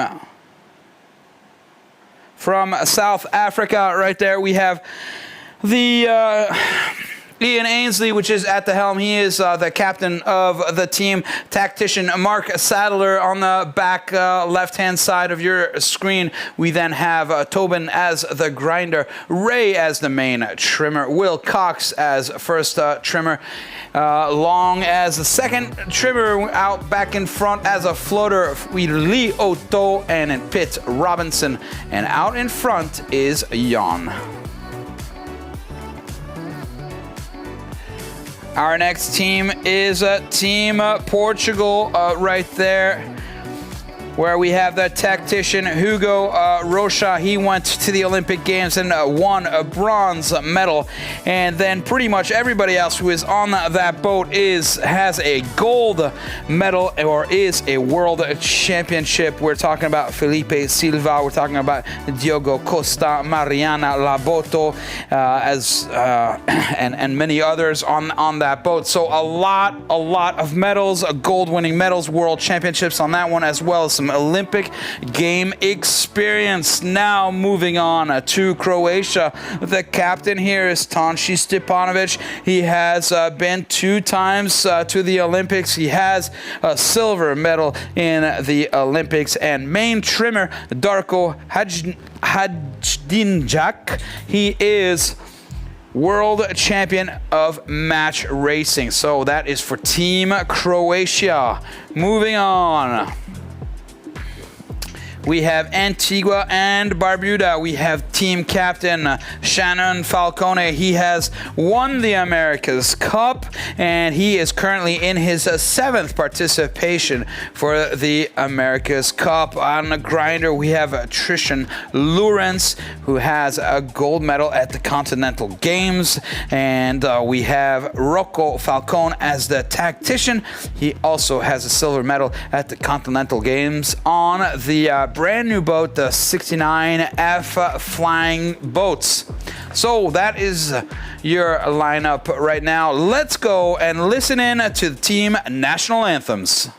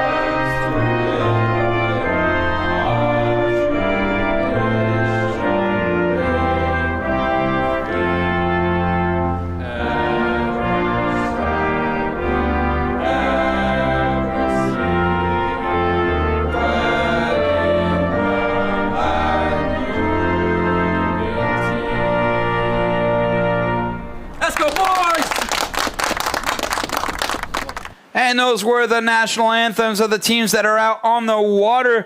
Real quick before we get to racing, let's take a look here at the team comparisons.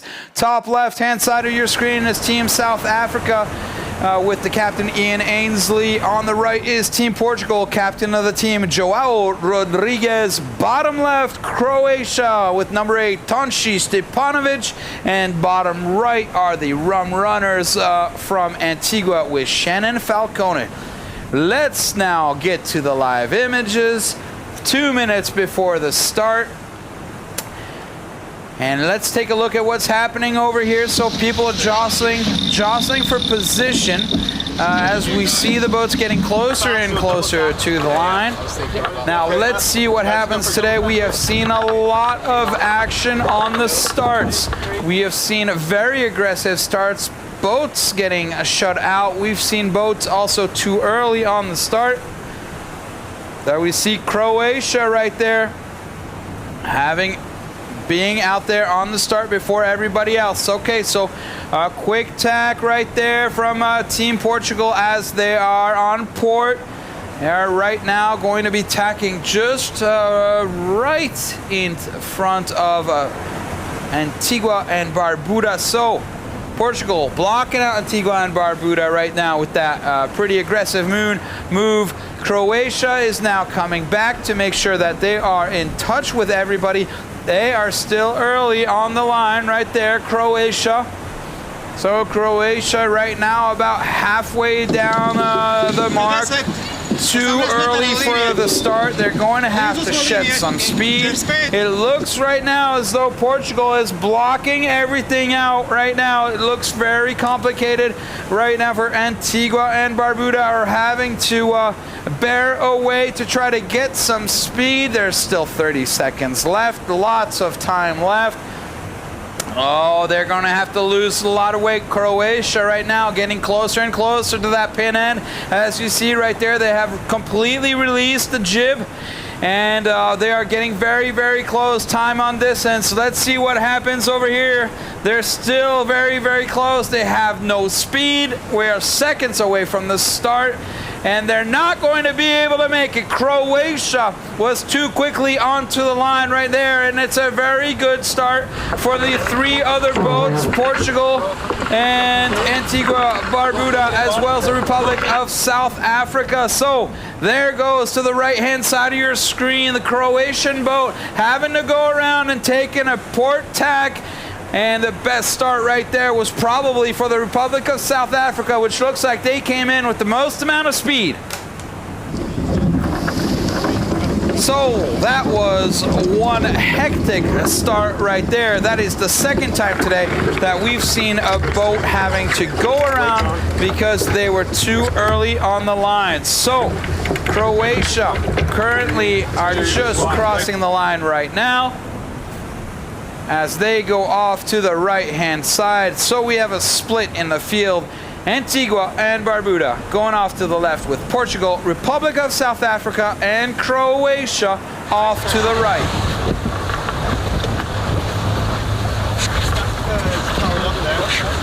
As we listen in here to what's going on, everybody is down at the bottom of the boat. Aerodynamic position right now. It's very, very important. Everybody is in that low mode that we were talking about. Sometimes we're looking at doing a high mode and trying to get your opponents to go out. So about the lee bow right there, the boat number 6 with the number 6 out in front right there. They're probably trying to head up as much as they can in order to push Antigua and Barbuda to the right, and that's what they've done. So Antigua and Barbuda are now have tacked and are going off to the right-hand side. Team Portugal sticking to the left.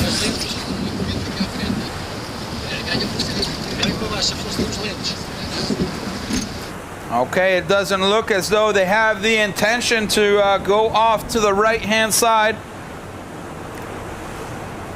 And just as I say that, everybody moves on board, and attack here is imminent. And here goes Portugal putting in their first tack since they've started.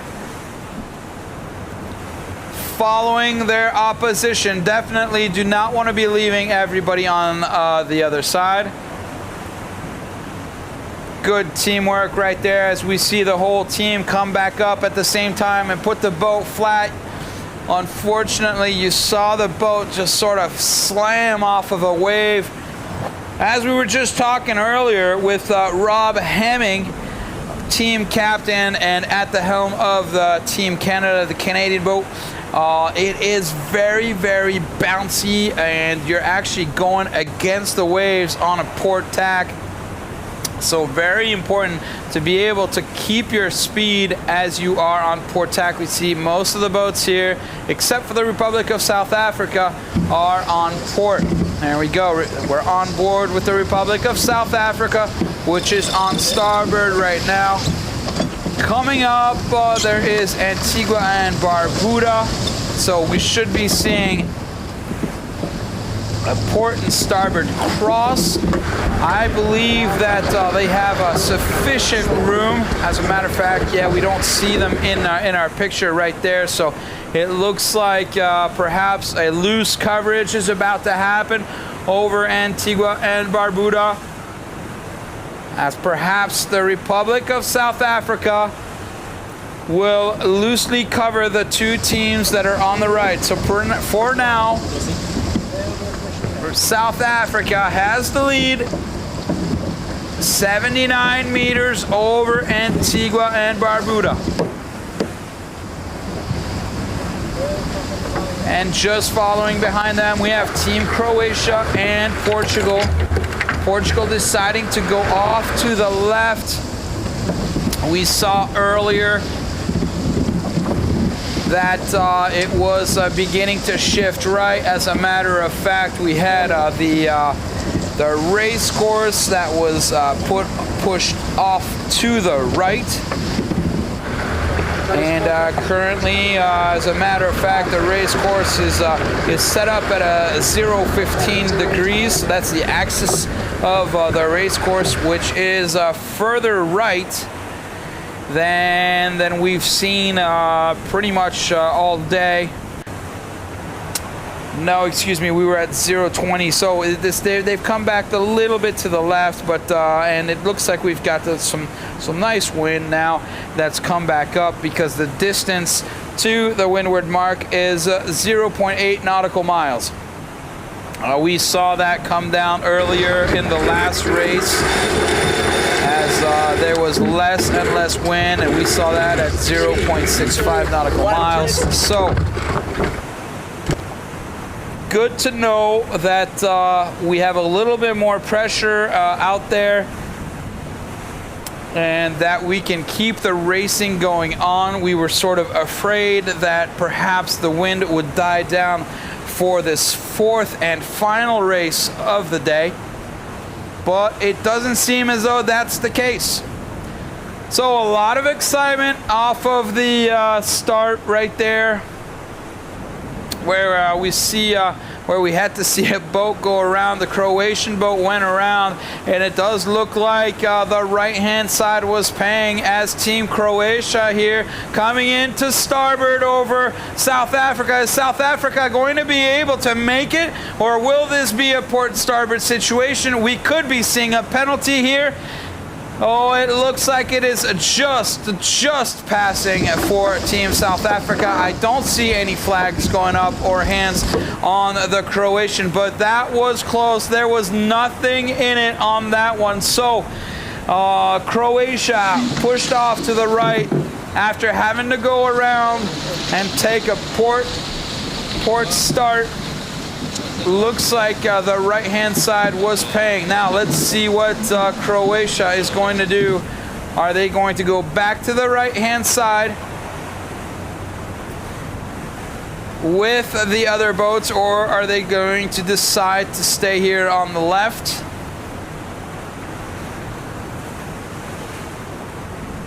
What a great shot right there. That is from our drone.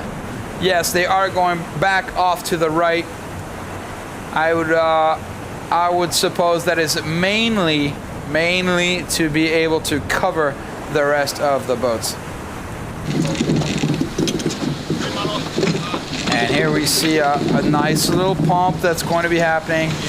Great teamwork. That's 700 kilos moving from one side to the other all at once. Very efficient. You notice how they didn't do it exactly as they finished their tack. They waited for a little while for the right moment, for the boat to speed up a little bit, and you can tell that there's a lot of swell out there. So crucial. Putting the boat flat at the right moment is very important. Not much wind. We don't see anybody rappelling out there. Definitely see that the water quality is super clear. We can really see the keel very well as the rudder. So I was told that the underwater visibility was just unbelievable here as we are racing in Gran Canaria.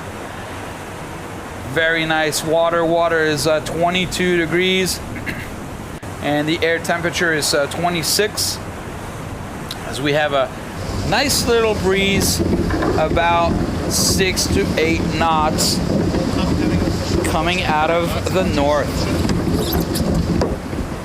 The Alizé winds are slowly setting in, as we expect to have a little bit more wind coming these next couple days. It has been rather light, but these boats are such high performance boats that even in lighter wind conditions like we're seeing right now, we've seen up to 10 knots at times. These boats just sail extremely efficiently. And so there you go. You get a nice view right there of what it looks like on the inside of those boats, and see all of your favorite sailors.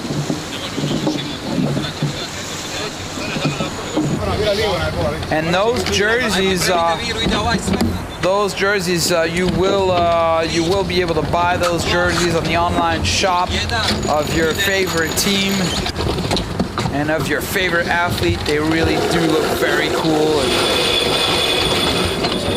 you can wear them when you go out sailing. So right now, Republic of South Africa got the best lead. We are 587 meters from the windward mark.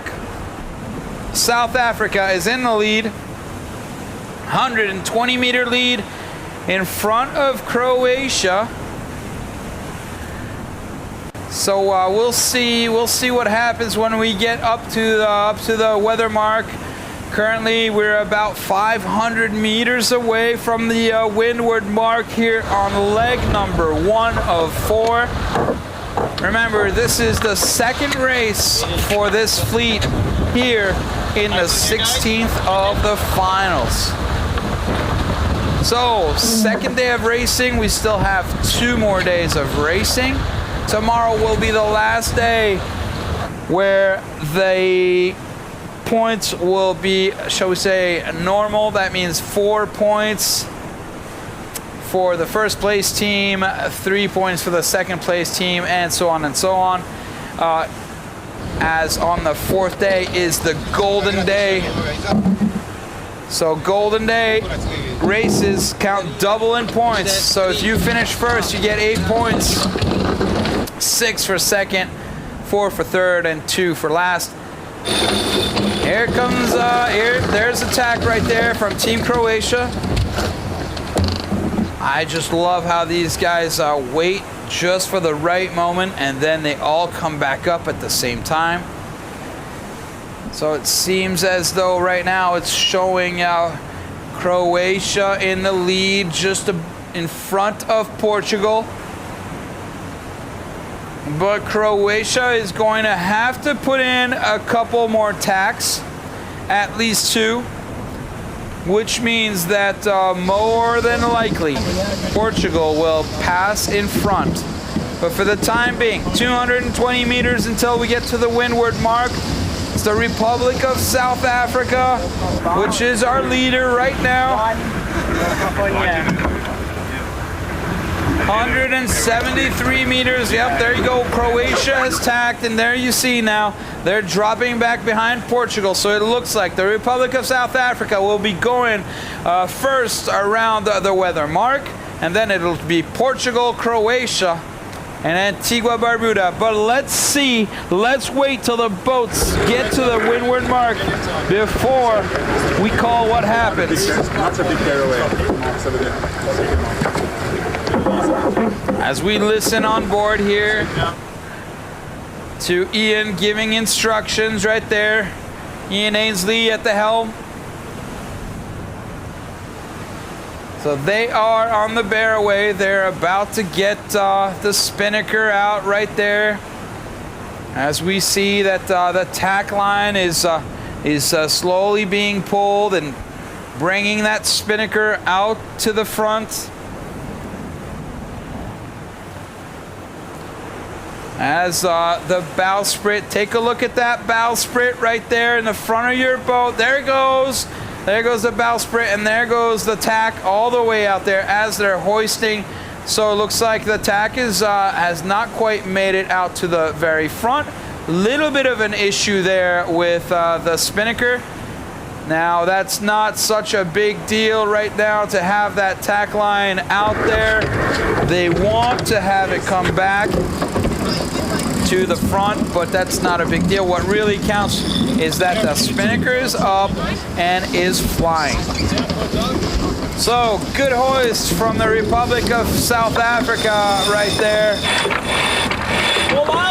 Here comes Portugal. Let's listen in to the hoist for Portugal.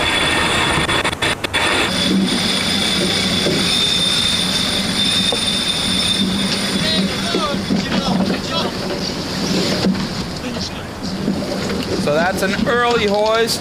As you saw, the spinnaker was already up before they got to the offset mark.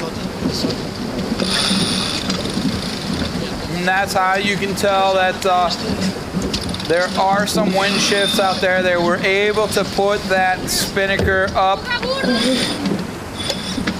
before the offset mark. Very quiet on that boat. Only the minimal information is being given on the Portuguese boat. Very, very concentrated on the Team Portugal. And now, here comes Team Croatia as they put up their spinnaker.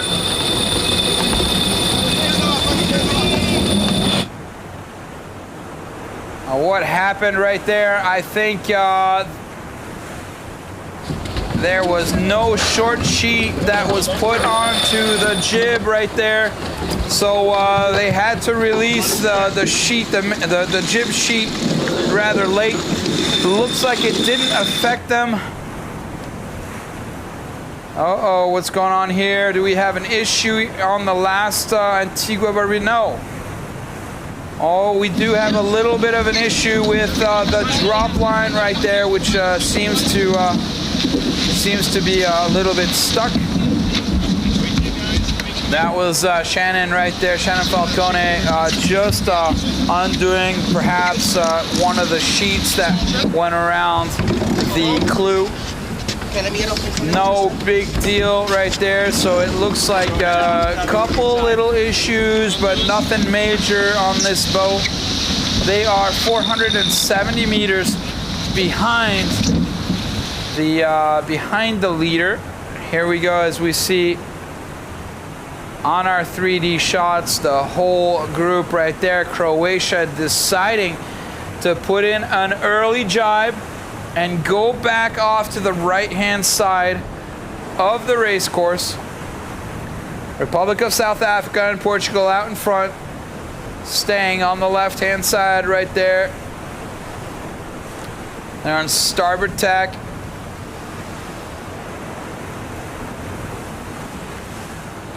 So, 176 meter lead for the Republic of South Africa. Are we going to be seeing them doing only one jibe to get down to the leeward gate? Remember, that's what Tahiti did in the last one, and they came out of nowhere to take over and get into second place. Perhaps that is what the Republic of South Africa saw and would like to match. So here we are on leg number 2. The first jibes are going in for some of the teams. We are on with Team Croatia. They put in an early jibe, going off to the right-hand side.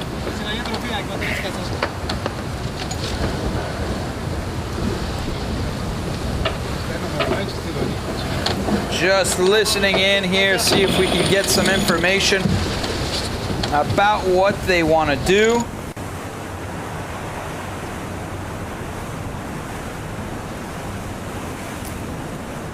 As we see right now, okay, Republic of South Africa has jibed. They are staying between their opponents and that leeward gate. Remember, they don't want to be going off and having their own little race on the side. They really need to be defending their position now with a nice and safe lead, over 200 meters lead right there. Oh, I just saw the top batten on the South African boat. Didn't look like it popped, so top batten on the main right there. Looks like it's having an issue passing. That can happen in these light winds. Sometimes it's just difficult to get the battens to pass. So for the battens are those sort of hard fiberglass sticks that are in the sail, and they help keep the shape. And sometimes, well, when they don't pass well, the shape will be in the wrong side. So they do all sorts of different little maneuvers they can do to be able to make sure that those battens pass. But it doesn't look like it's affecting them too much. They are currently losing distance right now. I'm seeing that 200-meter lead dwindle down to 170. So could it be that top batten which is upside down? Perhaps not. It looks as though Portugal is going down into a low mode, as Republic of South Africa is a little bit more on a high mode. Perhaps there is a difference in wind. As you see right there, we look at Portugal and the Republic of South Africa. You look at the traces, their trail that they're leaving behind. As you see, Portugal is going down into a low mode, so bearing away, as the Republic of South Africa is having to luff. So that distance now has been dwindling down to now 125 meters between the two boats. It does look right here, I can see it looks like there's more pressure on that Portuguese boat, as the Republic of South Africa has to luff in order to keep that spinnaker full. So Republic of South Africa, with less wind, having to go higher in a high mode in order to pick up some speed. Portugal's got some wind right now. They're managing to go into the low mode, and they know it. They're getting closer and closer. 91 meters now for Portugal. Is Portugal going to be able to go over the Republic of South Africa? We are 360 meters away from the gates right now, and the distance is diminishing between Portugal and the Republic of South Africa. There it is. There you have it. Okay, looks like now Republic of South Africa has managed to finally get into that low mode and get into that pressure. So 100 meters right there being taken out from Portugal. Portugal just finding a little bit of wind, just enough to come back and gain 100 meters on the Republic of South Africa. Now there's nothing in it. We are only 200 meters away from the gates. So now a very crucial moment here in this race. They're going to get down to those gates, and we'll see what happens when they get down to the gates. We will need some absolutely clean spinnaker drops. as South Africa puts in the last jibe before they get down to the gates. Having to come out high a little bit like Portugal, making sure they're getting that spinnaker full. Oh, I can already hear the horns that are beeping. I'm being told it's a Charlie minus.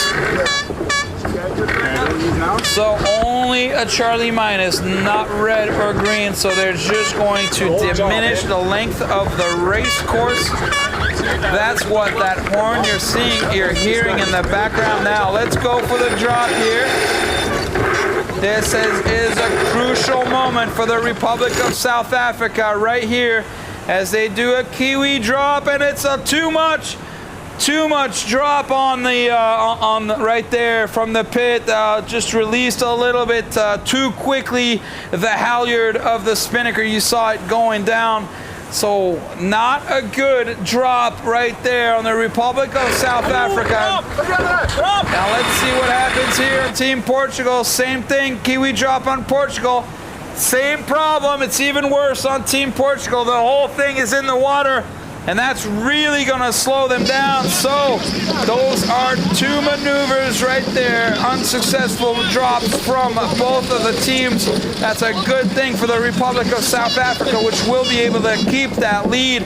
But not good news for Portugal, who was really catching up to Republic of South Africa. Now, in your picture, just down here at the bottom, we see Antigua and Bermuda with a very clean drop, lure drop. Let's see what's going on here on the last boat to come down and across. Clean drops.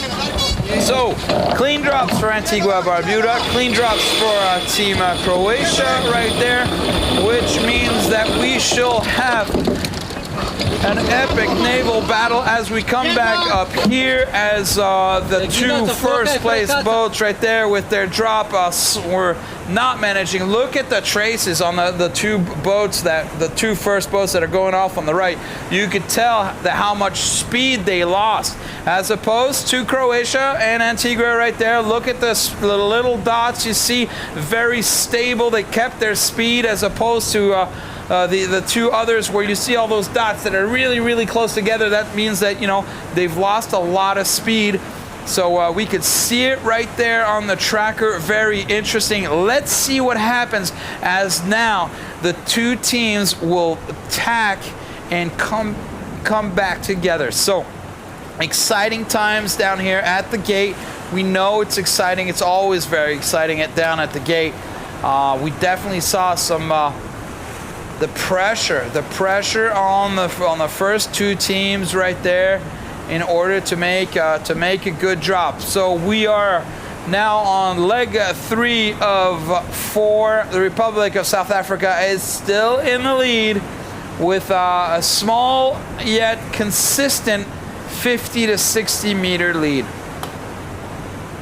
There we go, the young team here of Antigua and Bermuda. Shannon Falcone, captain of the team right there, with a lot of young sailors on his team. And they've been sailing very well. And that was a very nice drop that they did down there. So that's going to put them back into contention. There's Shannon. You see him right in the bottom, looking around, trying to figure out what is the strategy, what is the tactic, looking outside the boat. He is holding on to the main sheet right there and looking now. He's looking up at his mainsail right there, seeing what shape he has. Speaking with his skipper to find out, how much pressure the skipper will be feeling in the rudder. The idea is that he really doesn't feel very much. So let's look at the field right here. Looks as though everybody's sort of coming back into contention. We have we have a tack right now. Antigua and Bermuda just tacked. Great image right now. So they're coming back into the race course. making sure they don't leave the boats to go off to the right. Look at that swell. So some pretty big swell and some very low winds makes it quite complicated. They need to sort of have that low mode in order to keep the speed up and not get stopped over that swell. So very interesting sailing here as well. Obviously this is a Atlantic swell that we are in. Very different from what most of these teams have been sailing in.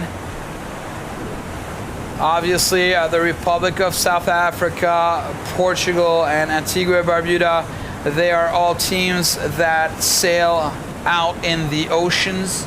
Croatia has a little bit more experience with flatter lake sailing waters.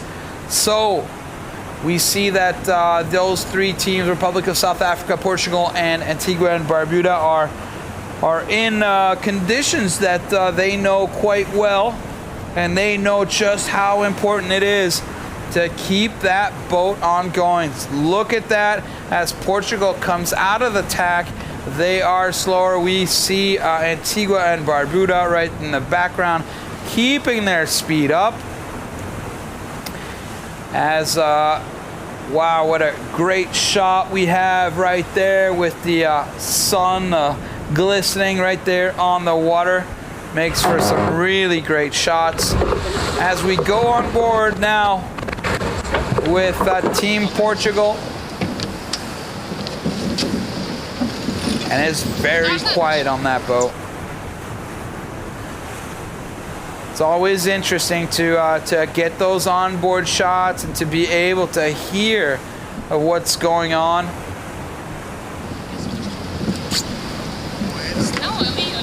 Staying hydrated, so important. You know, it's really difficult for these teams. They're the last teams that are going sailing out today. They were at the skipper's meeting briefing this morning, which was at 9 o'clock. You know, this morning. It's currently 3 o'clock local time. So they've been here. They've been here for a while, and they've got to keep themselves concentrated and ready for this last race. So definitely probably the hardest race for these teams, for this fleet, being the fleet that starts last. Now remember, all the teams will start last, or perhaps should we say all the teams will have the opportunity to start first. Every day we change it around. So yesterday we started with fleet number 1. Today we start with fleet number 4. Tomorrow we should see 3, and then the following day fleet 2. So everything changes around. So everybody always gets an equal opportunity. And on top of that, they change the boats. So, for example, Republic of South Africa here that we're seeing right here, they will not be sailing on this boat more than once. So they'll be sailing on this bow number once, then they will change. So this is boat number 5, then they'll change and sail on boat number 6 and number 7. So each team will be sailing on different boats, because obviously they're all the same, but we want to make sure that there is absolutely no advantage to one team or the other. And they will also be starting at different times during the day, so that everybody gets a morning start and everybody gets an evening start. We're really trying to make this as equal as possible, with all the boats being exactly the same. Now obviously, yes, they are beautiful boats, but that's not what interests us here at the SSL. What we are looking for is to put the sailors in the spotlight, not the boats. Really, that's something that's very important here, and we want to find out, well, just who is the best sailor. Because at the end of all of this, there will be crowned the nation's world champion and we will find out who is the true best sailing nation. For the time being here in race number 2, the best nation out on the water currently is the Republic of South Africa, as they are heading to mark number 3, and there it is. For the second time in a row, Republic of South Africa is in the lead.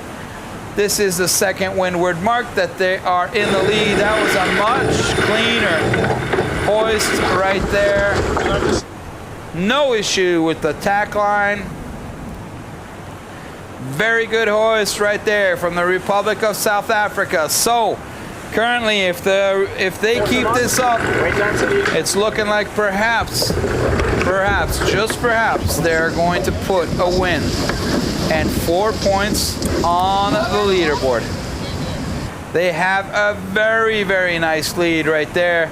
Remember, South Africa went off to the right. The right seems like it's paying. Antigua, Bermuda, we saw them going off to the left.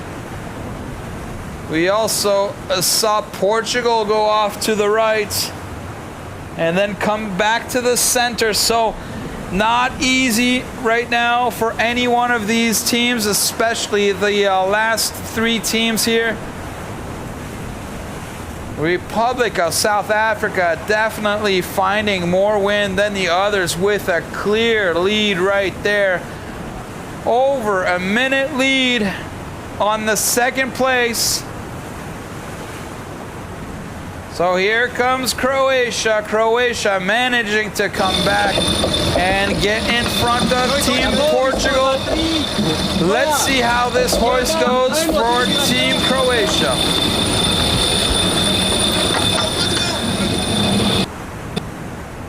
Looks like a good hoist. Oh, good pressure right there. Look at how that boat is heeling. So a little bit slow there on taking that ship down, but a lot of pressure, a lot of power right there. So here comes Team Portugal. This needs to be an absolutely impeccable hoist if they want to get back into their second position. Team Portugal looks like they did a pretty good job right there of setting up their spinnaker. I didn't see anything in particular. That's Antigua, Bermuda right there with a good hoist. Let's see what's happening. I see Shannon right there looking up at the mainsail. Is he looking at perhaps a batten also, which hasn't passed? That looks like it's not an issue. So Antigua, Bermuda, last right now, but only a couple seconds behind Portugal. Portugal following Croatia right now. There's really not much in it for these last 3 teams, Croatia, Portugal, and Antigua.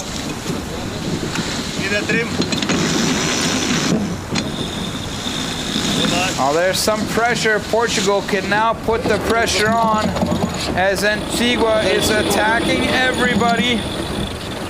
The Republic of South Africa has put in attack. They've gone off to the right.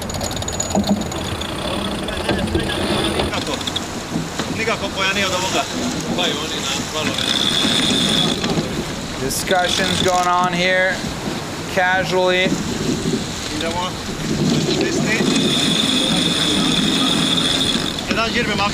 They're very, very intent on keeping their position right there.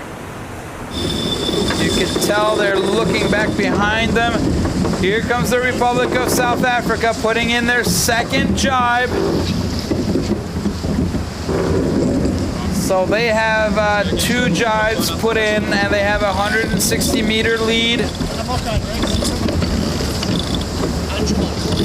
So 160-meter lead after 2 jibes. That's very good. Now remember, Croatia are the top team, the teams on the left-hand side right there. Those 3 teams if they want to get towards the Republic of South Africa, they're going to at least have to put in one more jibe where they will lose distance. We see them lose consistently around 20 meters every time they jibe. So right now, the Republic of South Africa setting themselves up to be between the finishing line and their opponents. There goes Portugal, deciding to put in that jibe. And a nice little pump right there from Team Portugal, getting that boat speed up.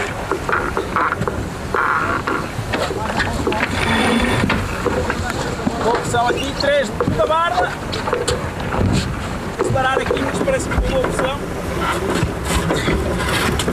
Let you listen in to what's happening right there. This is for all of our Portuguese fans.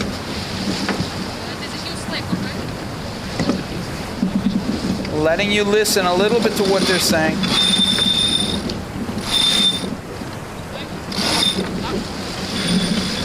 It's very quiet on this boat. They're not saying much. And that actually says a lot. A boat that is quiet is a fast boat, and you could just tell what the concentration is. So very interesting to have those onboard sounds. Really lets us and gives us an idea of how they're feeling on those boats. So Portugal, quiet and really concentrated there, making sure that they don't lose that third place position. They would probably like to attack Croatia right now. Concentration right here, as you see most of the sailors up in front on the leeward side, trying to get the transom of the boat up and out of the water, make sure that they are dragging the least amount of water possible and going as fast as they can. Let's listen in here as they're talking. So the pressure is decreasing as we come across. More command.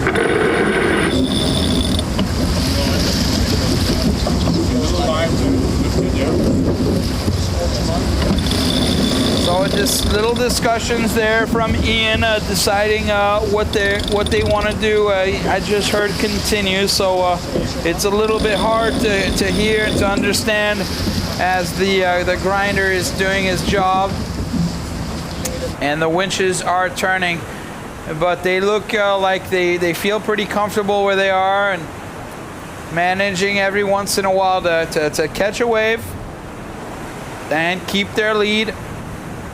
They're at a good 120, 130 meters right there. It's just it's changing a little bit with every wave. As you see, there's quite a swell, even though the wind is down. So that is that Atlantic swell coming from far, far away. And as we see here, the Republic of South Africa right now is going to be making sure that they put in that last jibe, and it will be the one that will allow them to cross the finishing line. This calculation right here is very, very important. We saw in the last race with Team Finland having to put in 2 jibes just at the end and losing a spot to Tahiti that was coming in hot from the left side. So a very, very important decision right now as when they put in that jibe to make sure that that's the last jibe they're going to do in order to get to the finishing line. So Republic of South Africa now with a 100-meter lead. Portugal is on the right-hand side. They have just, I believe they have just jibed over. And let's take a look at the distance between Portugal and the Republic of South Africa. Are we going to be seeing those 2 boats coming together, and will it be an all-out battle? Because currently there's the finishing line right to your right. So Republic of South Africa is on a port tack. Portugal is on a starboard tack. Portugal has the right of way. And the distance right now to the finishing line is about 150 meters, as I see that it looks currently as a constant 95-meter lead for the Republic of South Africa. So even the fact that they are on port tack looks like they're going to be getting to the line in first place. This could be a very, very deserved 4 points for the Republic of South Africa, as they are only half a boat length away from the finishing line. And there it is, Republic of South Africa. Yeah, congrats. Woo, good job. That was a close one.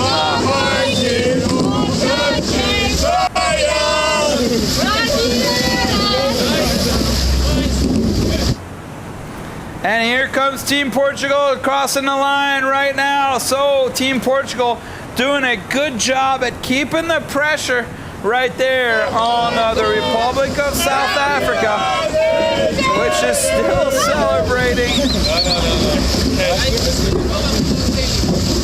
And as we see the next boats coming in across the line, we have the Croatian boat, which is about to cross the line right now, picking up their third place. There it is, 44 seconds behind. And Antigua and Bermuda off behind and just coming into the picture now on the left-hand side. So pretty close.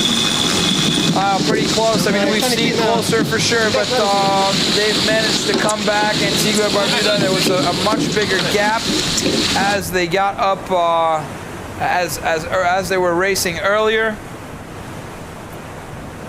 So there it is, Antigua and Bermuda just crossed the line right now. So that's 1 point for Antigua, Bermuda, 2 points for Croatia, 3 points for Portugal, and 4 points for the Republic of South Africa. There it is. Those are your race results for race number 2 in this fleet number 3. That is the last race of the day right there after 42 minutes and 49 seconds of racing. Now, let's take a look at the overall results here, the provisional overall right here in this field, as we see that South Africa is now in the lead with 7 points, and followed by Croatia with 6 points, Portugal with 5, and 2 points for Antigua and Bermuda. So right now, ladies and gentlemen, that was the last race of the day. That is it for us here at the studio. Thank you very much for sticking with us. Don't forget to take a look at the SSL Gold Cup. We are on Facebook, Twitter. Of course, you can go onto the website and you can go and take a look at all the information on the official notice board. You will have absolutely the same information that all competitors are looking at. So it's a great way for you to really be knowledgeable about what's happening. So from me here at the studio, I will say goodbye. Do not forget to come back tomorrow morning at 10:30 local time. And as I say goodbye, we will leave you with these images of Gran Canaria and here at Las Palmas.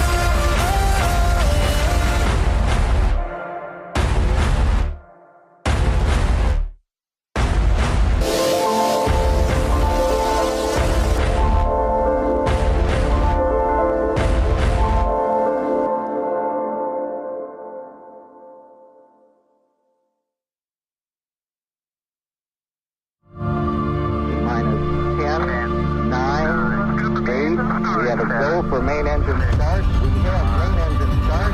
4, 3, 2, 1.